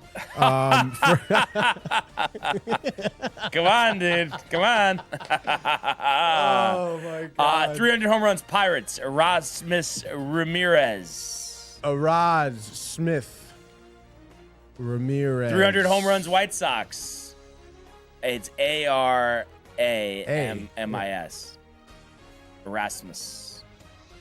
Yep. There it is. And then for the White Sox, Edwin Encarnacion. 1%. Wow. There we go. Good one. Good one, dude. Mays was 13 on the 3 and 3. 3 and 3. But obviously Mr. Mantle, you would think, right? Right. He would be lower. Babe Ruth. Does Babe Ruth have it? Babe Ruth, you would think, has it. Mantle doesn't. So that's a good good double check on the research department there. Let's see. Did Ruth have it? Yes. Just do Ruth then, I guess. Whatever. Probably high. 12%. Well, all right, same thing. Okay. Mike Piazza. Let's see the A's and the Pirates. Rich Hill. Jason Kendall. Yeah, no, do Rich Hill. Dude, people have been catching on to Rich Hill. 6%. There we go. We can do Tommy Pham, Pirates, Cardinals. Yes. 7%.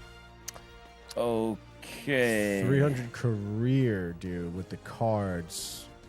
You think Keith Hernandez has it? I feel like he doesn't. Oh, Josh B. I don't think he we does. late to the party on that? Josh B. Bottom right, Larry Walker, and he says Probably or not. LOL. One. Shit. Yeah, Josh, Musial is 62. Oh, but Pujols. Albert Pujols. Well, Pujols by default has to be less than the 62, right? I guess, right? Wait, but also does he have? Because he really tapered. He really the did taper. average. Yeah, yeah, dude. He probably doesn't. Yeah, no, not 270. What am I talking about? 296. That's a shame for Pujols. I don't think Holiday, right? I just checked. Larry Walker was 0.9. Larry Walker 300 average though, for the Cardinals. Oh, for the Cardinals, yeah. Oh, there we go. Whoa, Larry. So really, 4%, indirectly but directly. Right? Thank you, Josh B. Indirectly but directly, Josh B. Boom, boom. All right, not bad. 40 Trey, and we are on to the gridiron, dude. To the gridiron. You think they would we have go. like, Seahawks, Patriots. Maybe they're saving that for Sunday. Yeah. Next Sunday. No, yeah, they're not gonna do that till next Sunday. But my bad, I was a little late on the grid. One of those texts that I love getting during the show.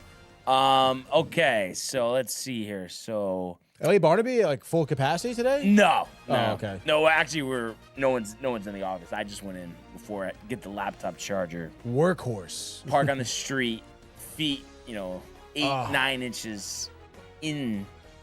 Come on. Dude, I wonder if they plowed the parking lot yet here. Yeah, you would think, but a lot of plow jobs, I'm sure, to be had, right? Yeah, that's for sure, dude. Okay.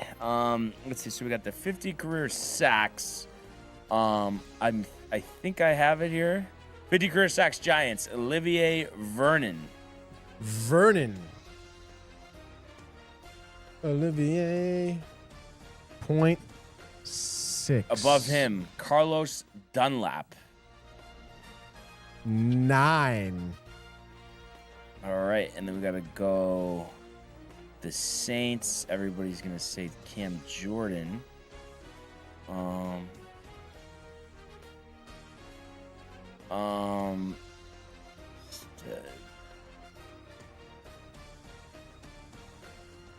I might have to come back to that.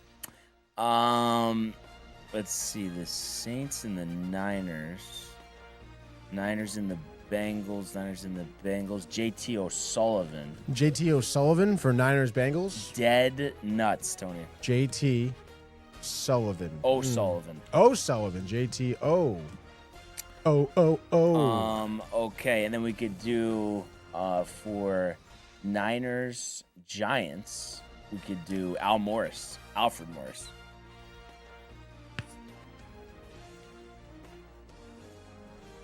%1 for Al. Let's see. So Texans Giants. 'Cause I don't think Brian Cushing.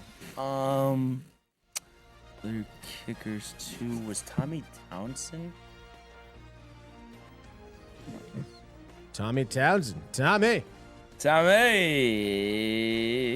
No, he was not on the Giants. Okay. Josh B. Josh B. Was Tight. Josh B on the Giants, dude? Texans, Bengals, Fitz is probably too high. Joe Mixon is probably too high. Just trying to think any other guy. 645. And then Matthew is probably too high, but Brandon Cooks, maybe not, but maybe so. Maybe so. So annoying. Let's see, not Jimmy Graham and the Saints with the pass rush. I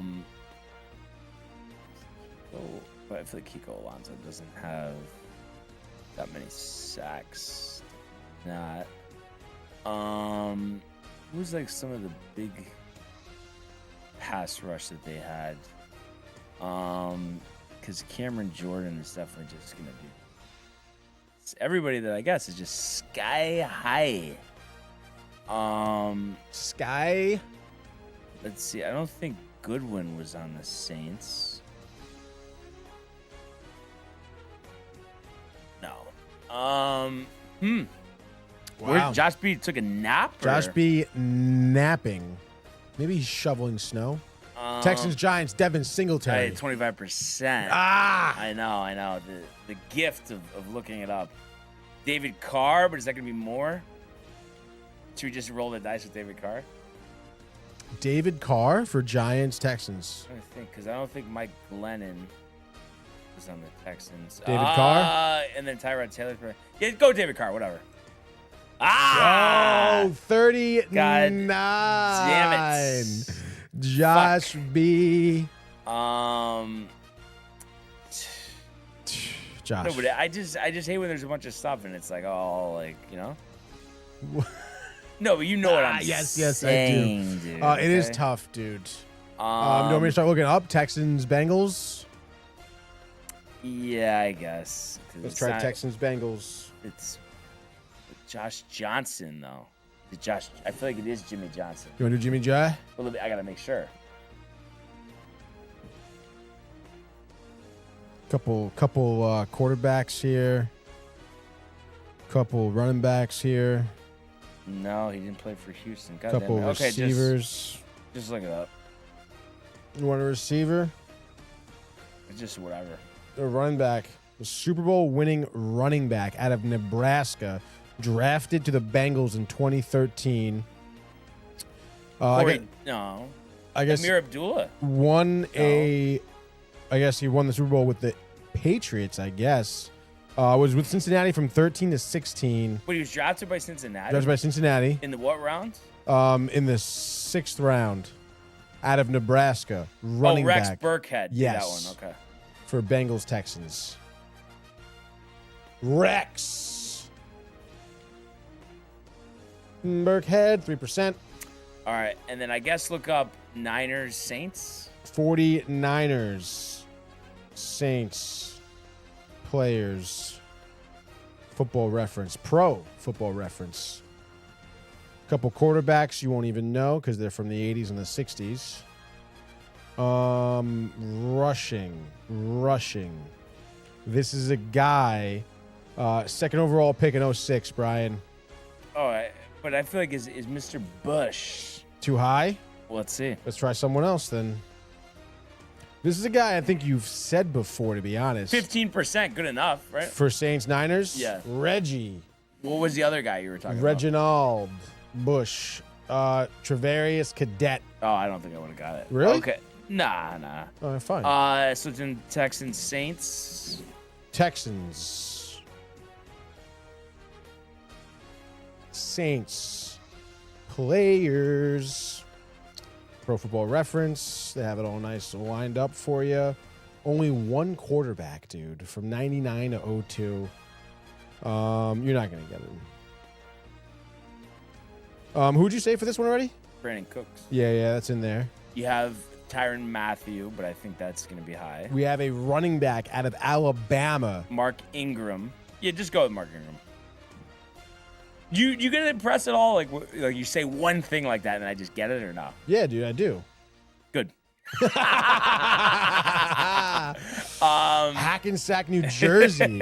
The 50 sacks for the Saints is going to be tough. Besides right. Cam Jordan, it's like, who the... 50 sacks for the Saints. You just don't think of the Saints with like a bunch of sacks. Who'd you say? Cam Jordan. Probably their all-time leader. David Johnson, Josh, would have been good for Texas. There's another Saints. guy here he played from 81 to 93. No. Anybody recent or no? 2011 to 2024, this guy played. Okay. Where was he drafted out of? Hold on. I got to cross-reference now and look him up. Who did you say before? I say Cam Jordan. Okay. That's the guy. Never mind. Oh. I knew it. I was like, wow, this name kind of sounds familiar. Like someone just said it. I don't think Chase Young has 50 sacks either. This guy played from 89 to 99. This guy played from 04 to 2012. That seems to be the next most Paul recent. Kruger? No. Hold on. Stand by. It's funny. All right, hold on. Let's I don't want to like... Oh, he's from Queens. Wow, look at that. Oh, no. He passed away. Oh, shit. All right, this guy kind of has a sad story, I guess, here. Wait, what? Drafted, this is a first-round pick. 18th overall in 04. Went to Ohio State. He's a defensive end. Drafted by the Saints? Entire career, 04 to 2012. And was killed. Gunshot. Yeah, it says, hold on, stand by. Yeah, 2016. Gunshot. Jeez, I don't know why. 34 years old. I think this guy shot himself, dude. I feel like if I remember the story. Just don't remember. I can try someone else.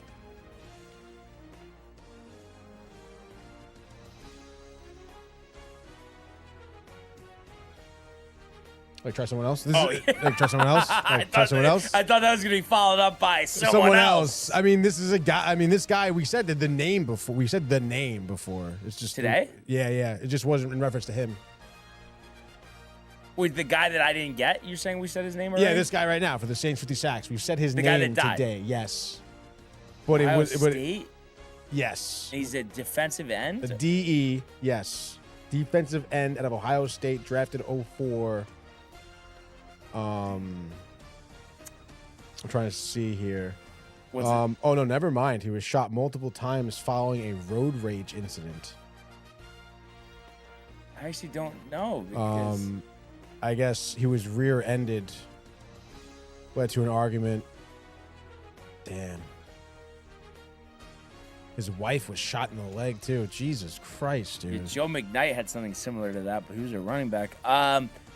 It feels like I'm not going to get it, but what are the initials? WS. William S. We said his name before. The guy's in the Sharks. Guy on the Sharks. Celebrini's line mate, 20 years old. Will Smith. I Yeah. honestly don't even really remember him, but yeah, put it in. Put it in.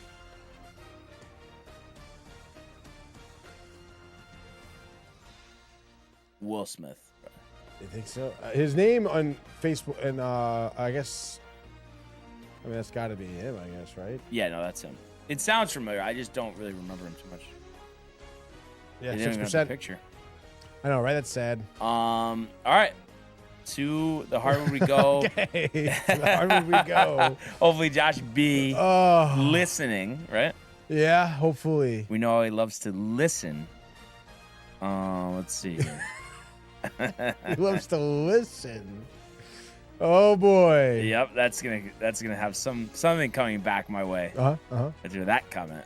Okay. All right, let's dial it in here. Magic. What is that? No, not Magic. What is that? Oh, it's Mavericks Wizards. Mavericks Wizards. Mavericks Nets Heat. Wizards. Nets Wizards. Celtics Wizards. Celtics Wizards. Nets Wizards. Nets Heat. Yeah, I have to say this isn't my favorite. Let's see. Heat Mavs. Heat Mavs. Not Chalmers. Not Bibby. Josh B. Bismack. Which one? No, I don't know. Oh. I was just saying Bismack. I got a really good one. Cassell played for the Wizards, Dead right? Nuts. Keon Dooling. Dueling. Like dueling? Dooling. 0.1 Nice. for Kenyon, who went to Mizzou. 20,000 points career Celtic. Shaq. 8% for Shaq. Nets, 20,000 points. Kevin Garnett. Nice one. 17%. I thought you said it was a nice one. I thought it was. I was like, oh wow, with the Nets, like no one's gonna think of that one, but I guess 17%. LaMarcus Aldridge. Wow, Brooklyn with the points, he says. Too little, too late, Josh. Josh B just a tick behind today, dude. Monday, a little too popped yesterday in the he snow. hammered yesterday. White Claw snowballs. 20,000 points for the Mavs. Just trying to think about other guys that they've brought in. I don't- Dirk. Can you? Yeah, or the Heat Mavs. I feel like I'm just like What about Kyrie Irving? Does he have it? I actually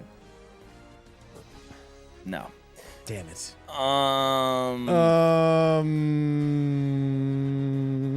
Yeah, with the Heat, dude.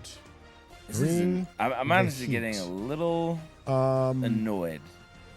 Alex Caruso. He played for the Heat, right? No, No? no. I played for Chicago. The I Red. don't think Bibby was on the Mavs, right? Tanner? No. Let's see. Thaddeus Young? Like what?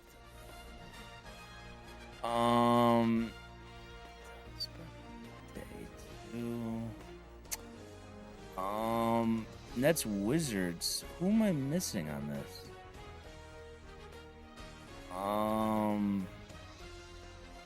Hansborough.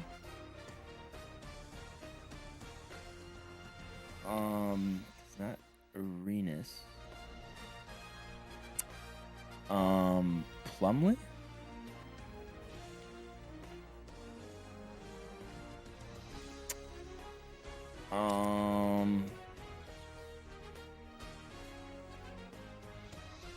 Jason Collins, Nets Wizards. Nets Wizards. Jason Collins? Yeah. 1% for Jason, who went to Stanford. To Stanford. Stanford. This is the train to. No? No, that's Stanford. No, good. Yeah, that's good. good. Real good. I was reading his fucking bio. real good, oh dude. my Real God, good. Real dude. good. Fucking, Jason Collins. If it's not Capono, not Al? Stevenson, not Ray Allen. I'm just thinking of the various. Oh, Sean Marion, though. We could do the Matrix, one of my personal favorites. For what, Mavs? Oh, it's high, but whatever. I mean, no one's giving us Mavs and the anything. points? Sean Marion for the Heat and the Mavericks. The Matrix. And then just do Porzingis for Celtics Wizards. And then Heat Nets Joe Johnson. Okay, so 2 left. But did Spencer Dinwiddie, I bet, for the... I just got to make sure, did he play on the Wizards? Yes, Spencer Dinwiddie. And then the 6%. 20,000 points for Dallas. Dallas. I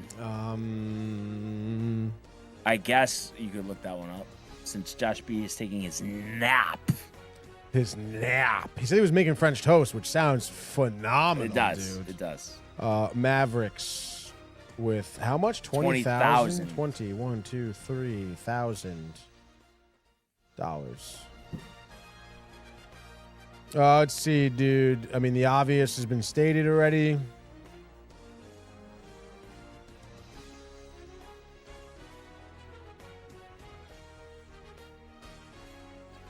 Oh my gosh. What? Mavs players, 20,000 points. Why do you say, oh my gosh? Because it doesn't, it does that thing where it just says Dirk, and no, like nothing else. Oh. So what we're gonna do here is we're gonna go to points, steals, points. Who's that guy? Vince Carter. Vince Carter's a good one. I think we got to go with that.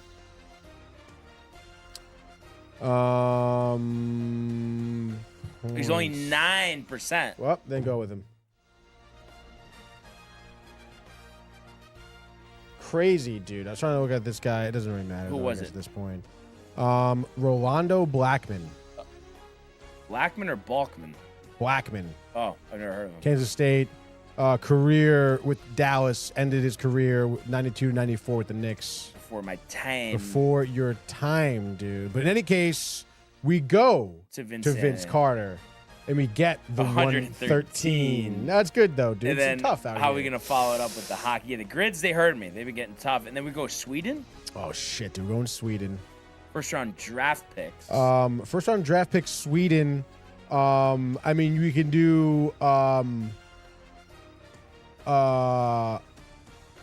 Elias Lindholm from Boston. So we could use him for Boston also. Who else was the first round draft pick from First Sweden? round draft pick for the Stars, Wyatt Johnson. Wyatt Johnson. How much is that? 10? Okay, yeah. I'm down with that. Because I feel like Yager would be more than that. Yeah. Johnston. Claude Giroux's 2% for the Senators. There we go, baby. Claude Giroux which will set us up nicely. Let's do Lindholm down here. Okay. Elias. For a second, Nice. I thought it was Hampus. Hampus Lindholm, not to be confused with Hampus, who played for the Ducks, but is he Swedish? Same last name, Oh, but they're not related. but they're not related. But yeah, Olmark's 22% for Boston. For Boston. Senators. Wait, Boston Senators. Yeah. We could do Korpisalo as well Korpisalo. from Finland. Junis Korpisalo, because we can use Olmark because he's from Sweden. I am from Sweden. Linus Olmark. There we go. 16%. Not bad. We'll take it. Dead Nuts. We could do. We can do Yager Dead Nuts. Go ahead. 15%. Not bad.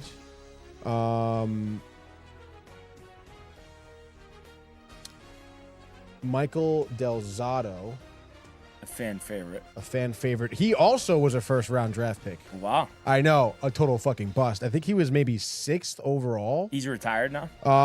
Yeah, dude, I am fairly like 100% certain he sells real estate down in Florida. Oh, wow. Yeah. Okay, so another fan favorite actually. Anton Hudobin. Dobin. And then what about Kuznetsov or the... I just feel like it was one of those guys that you always said. Evgeny Kuznetsov. Is not. I'm trying to think, dude. So that's Sweden, right? That is Sweden. So, I mean, is it a Hampus Lindholm situation? I didn't know he... Hampus Lindholm did play for the Ducks. Who else is Swedish, though? Someone's Swedish on the team right now. Yeah, but I feel like Hampus Lindholm, no one even knows, Tony. So But I'm not 100% sure if he's Swedish. He is Swedish. He is Swedish. Yeah. Oh, okay.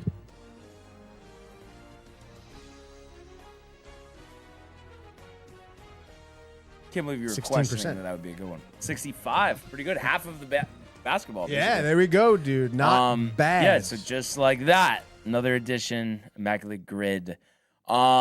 So a couple things here, and thank you for your help, Josh, on the grid. A couple things Mike to McCarthy. go over. Yes. McCarthy, what did you think about the Steelers? First coach, let alone that McCarthy's 62, that the Steelers have ever hired that's not in their 30s. And they go with the 62-year-old McCarthy. You know, some thoughts are about luring Aaron Rodgers back. What did you make of that hire? I would think that has to do with, luring Aaron Rodgers back. We know about his rapport with McCarthy and how, fun and loving they are, whatever. I think they would work well together again. It's interesting. I mean, a lot of people, do exactly what you just said, where it's like, oh, wow, like how many years do you think they're going to have McCarthy? This is an organization that hires a coach for decades, Right. But obviously, I mean, I don't know, man. I mean, am I going to sit here and be like, that's what the Steelers have to do? Like they have to hire a young guy they're going to keep forever. Like, no, not necessarily. They, have to hire a coach that's the best for their situation. And I feel like right now, McCarthy kind of is, to be honest, especially if that's the plan, is to get Rodgers back. I mean, and not for nothing. I don't know. I think he'd be okay with a younger quarterback. I mean, he's a name we threw out for other teams as well. Yeah. So I think there's a lot of juice left there for McCarthy. And I just think we live in just such a negative society, but there's the notion that it is like some terrible hiring Mike McCarthy. I think it just gets a little ridiculous. I mean, I understand, recent playoff wins, the end with Rodgers, the end with the Cowboys. But there are only so many competent coaches out there. And I just think, too, and you could question whether the ideologies are old or not, but I feel like the Dallas offense looked great with Mike McCarthy and Dak Prescott. So it just feels like with the Steelers, I mean, they haven't had that power offense, it feels like, in 7 or 8 years. So you get that with McCarthy. The roster decisions this year are going to be crucial. And yeah, I think if it is Rodgers for another year and they do rebuild that offensive line and get him a capable second and third receiver, I think this could do wonders, but the defense has to be reworked as well. So it'll be interesting to see who his defensive coordinator is. But I think, because there's definitely some pushback from Steeler fans. Joe Green didn't like the hire. Really? No, but I think Did he not want Rodgers at all? No. I think he just wants like a rebuild Move on. and get something sustainable. I they feel got like, older players on the team, obviously. I feel like a lot of Steelers fans would want that, right? With the rebuild? Yeah. Yeah, just to kind of. But I don't know. I've never bought into, especially if you're a team that every year has a winning record, that you can't rebuild on the fly. So I feel like the Steelers can do that. And yes, like Cam Hayward's getting older. So is TJ Watt. But I just feel like they could keep their cornerstone guys. And like I said, even if they do keep Rodgers, I think you still bring in a younger quarterback in the draft that could sit behind him for a year. And you rebuild that offensive line and you get some more weapons. And I think they can be a better team. And I'm interested to see if we do get the Rodgers-McCarthy pairing, what that looks like. It was big news over the weekend too. Phil Rivers interviewing for the Bills job. Seemed like there was some traction towards that, but he's removed himself from consideration for that job. I think he's just not ready just yet. I wouldn't be surprised next year or two, though he is. And then the Cleveland Browns, a lot of fun being poked at them. I guess they're making coaches fill out personality tests, and we've seen several coaches this past week remove themselves for consideration there. So who knows? There's steam about Clint Kubiak to the Raiders. I think that makes a lot of sense. Obviously, got to wait till after the Super Bowl. But I have a feeling with the number one pick in hand, Tony, that is the direction that they're going. So we'll have to see. I'm sure between now and Super Bowl 60, there'll be some more hires. So we'll see. The Huskies now 19-1. How about it? 9-0 in the Big East Conference. Obviously, first place.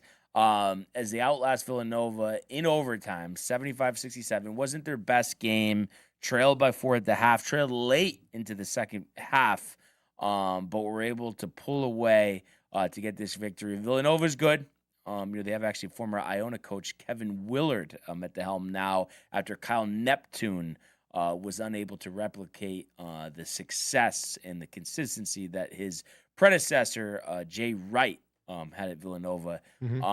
So I think he's doing a good job there, but obviously UConn in a class of their own. And Solo Ball had arguably his best performance of the year, 24 points, 5 of 12 from three-point range, 5 rebounds, 3 assists.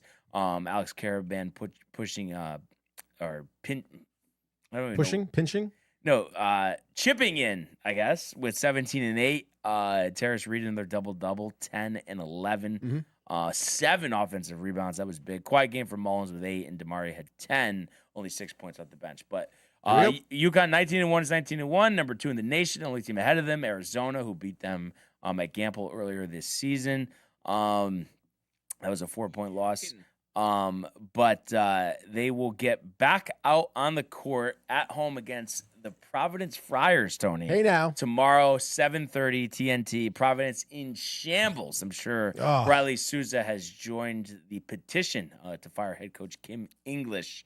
But yeah, I think the rest of the schedule is going to be a breeze for the Huskies. Maybe a loss. I would be surprised if it's 2. They're clearly ready for the Final Four. Obviously, got to play the games, but they looked as dialed in as ever. And I'm sure to Michael Butka's, pleasure, I'm sure he loves seeing that. The pocket listening. We know he's there right now. Hi, Michael. How are you? Hope all is well. Did send me a nice apology text late last night about his reaction to the Bills game, and he was talking about the fraudulent nature of the call. Oh my this gosh. and that. But yeah, it seems like he's recovering, I guess you could say. You think he's ever going to come back to UConn? Yes. Once they win another title. Too. And especially once he realizes, Michael, the Lakers are not winning anything this year. No, they're not. It's all the Luka googly eyes for what? Dance lessons. And especially because he's very you don't produce, that's it, you're done. Well, Lakers are gonna blow it in the playoffs again, so I feel like he's gonna be saying that rather quickly. So and then the golf, I watched a ton of coverage, as you would imagine. Scottie, Tony hitting on the head, starting off the season right. That's right. Scottie Scheffler blitzing the field. 27 under par. Could have been 29 or 30 under, but a double bogey, a rare double bogey on 17, the par 3, hitting it in the water off the tee. But Scottie, the second quickest to 20 wins. I think 151 starts. Tiger had 91, but obviously Tiger in the category of his own. But what a run it's been for Scottie. Meredith in the crowd. And just a dominant tournament. And I know everybody scored well there, but 27 under par, and especially with an uncharacteristic double on 17 there, 63, 64, 68, 66. So he takes home $1.656 million, 500 FedEx Cup points. And he was 4 shots clear. There was actually a 4-way tie for second. Jason Day, Ryan Gerard, Andrew Putnam, and Matt McCarty. But good to see Jason Day up there. And then also in the top 10, Thigala. That was big for him, 21 under. Heenley, 21 under. And then, further down the list, you had Will Zalatoris. Good story there, 19 under, so he gets the top 20. And then how about the phenom, Blades Brown, Tony, with a second-round 60. I don't know if you saw this story, but yeah, 18 years old, posted a 64 at this tournament last year. Doesn't even have full status on the Korn Ferry Tour. Literally graduated high school 2 weeks ago. Was in one of the final pairings yesterday. Finished with a 74, disappointing, but shot a second round 60 at 18 years old. Very impressive. Skipping college right to the pros. Crazy. Feels like a name we're going to be saying for years to come. I hope so, dude. Did you hear about that at all? No, not really. Kind of crazy. 18 years old, Dude, and kidding he me? shot 19 under, gets the top 20, $117,000, 607. So he's at 18 full years on. old. He's on the tour. So this was a sponsor's invite. So he has to gain status, whether it's the Q School, whether it's the Korn Ferry Tour. But if he does get more of these invites, like we saw with Nick Dunlap, he wins. He'll be a couple-year member on the PGA Tour. So what with those sponsorship exemptions, there's some for those every tournament, right? Yes. So it he varies. Yeah, it's not going to be every tournament though. That's just not. But we'll see him. It's Yeah, basically the short of it. it's nice, dude. So it's a good story. Good young golfer for golf fans to get excited about here. But yeah, I mean, just a complete domination of this course. No winds, the wide open nature, not a lot of trees. I think me, you, Josh B, and Kev would probably have a friendly round here. Oh yeah, friendly. So yeah, I thought it was good. Disappointing to see Rosie miss the cut. He'll be fine. Relax, Tony. Bottle. And then it's interesting. They switched the schedule. Usually Pro Bowl week is Pebble Beach, but I think it's good because it's a couple weeks away now. They're going to play it after Phoenix, and we always talk about the conditions at Pebble Beach, the knit caps and stuff. But give a couple weeks for the weather to get warmer. Instead, we're going to La Jolla, California, Torrey Pines, Farmers Insurance Open, starting on Thursday. Brooks Koepka's return to the PGA Tour. I'm excited for that one. A round each at the North and the South course before we get the full weekend at the South course. But Koepka being back, no Scheffler this week, but obviously, a well-deserved, week off. I always like this tournament, and having passed it while I was in California, cool to see. Looks like a beautiful place, and they've hosted U.S. Opens in the past and PGA Championships. And while no Scottie, we do get Xander, J.J. Spawn, Justin Rose, Harris English, Alex Noren, Keegan Bradley, Hideki Matsuyama, Chris Gotterup, who won at the Sony, Ludwig Aubert, Cam Young, Mav McNeely, Ryan Gerard, Aaron Rye, Patrick Cantlay, Jason Day, Matt McCarty, Siwoo Kim, who seems to be in the middle of a renaissance, Ashke Bahatia, and then Koepka. I'm very interested to see what type of week Brooks Koepka has at this tournament. You think it's a good one? I think so. I mean, he hasn't looked great since winning at Oak Hill that U.S. Open, or no, that was the PGA Championship in 2023. But good to have him back, nevertheless, right? Yes.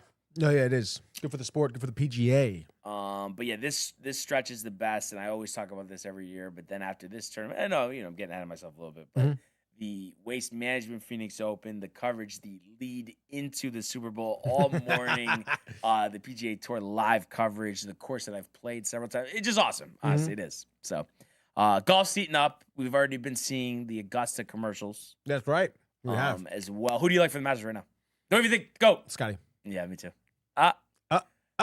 Bryson, though, is a name to think about. Man, it's a name to think about, but you said don't think, so.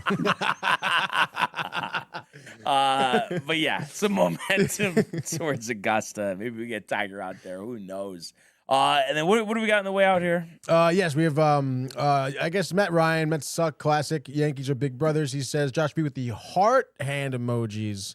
And then Mr. Stringlemania back in here again saying he's actually mildly excited for the Super Bowl. A lot of people are complaining about the matchup, to be honest, I feel. Everybody does. Everybody is so, I'm so sick of pretty much everybody. Like, obviously, yes, there's the Josh B's of the world. But I'm saying everybody is so negative and annoying. Dude. No, but right? God, as the years went on, like, is that no exaggeration? No, there's no exaggeration. It's doomsday every single day. Everything. You have to complain about everything. Yeah. So it's social media's fault. Honestly, it is. Everything is a complaint. There's no gratitude in this world anymore. Nothing, dude. Absolutely nothing. And then I guess there's murmurs that 30-year-old offensive coordinator for the Jags, Grant Udinsky, has pulled his name from consideration for the Browns, but is pursuing the Bills job. So that'd be something. Obviously, we saw what the Jags did offensively this year. And we've seen a lot of veteran coaches, so this would be going against that. But we'll see what happens. Also, but yeah, I don't know. I have nothing against Seattle. Like, obviously, I've never liked the Patriots, but I don't get what's there to be tight about Seattle. Like, I don't get that. Yeah, I don't know. I guess maybe just people think Darnold or I don't know. Darnold's played well though. He's earned. You got to it. admire that. Yeah. So, yeah, I guess.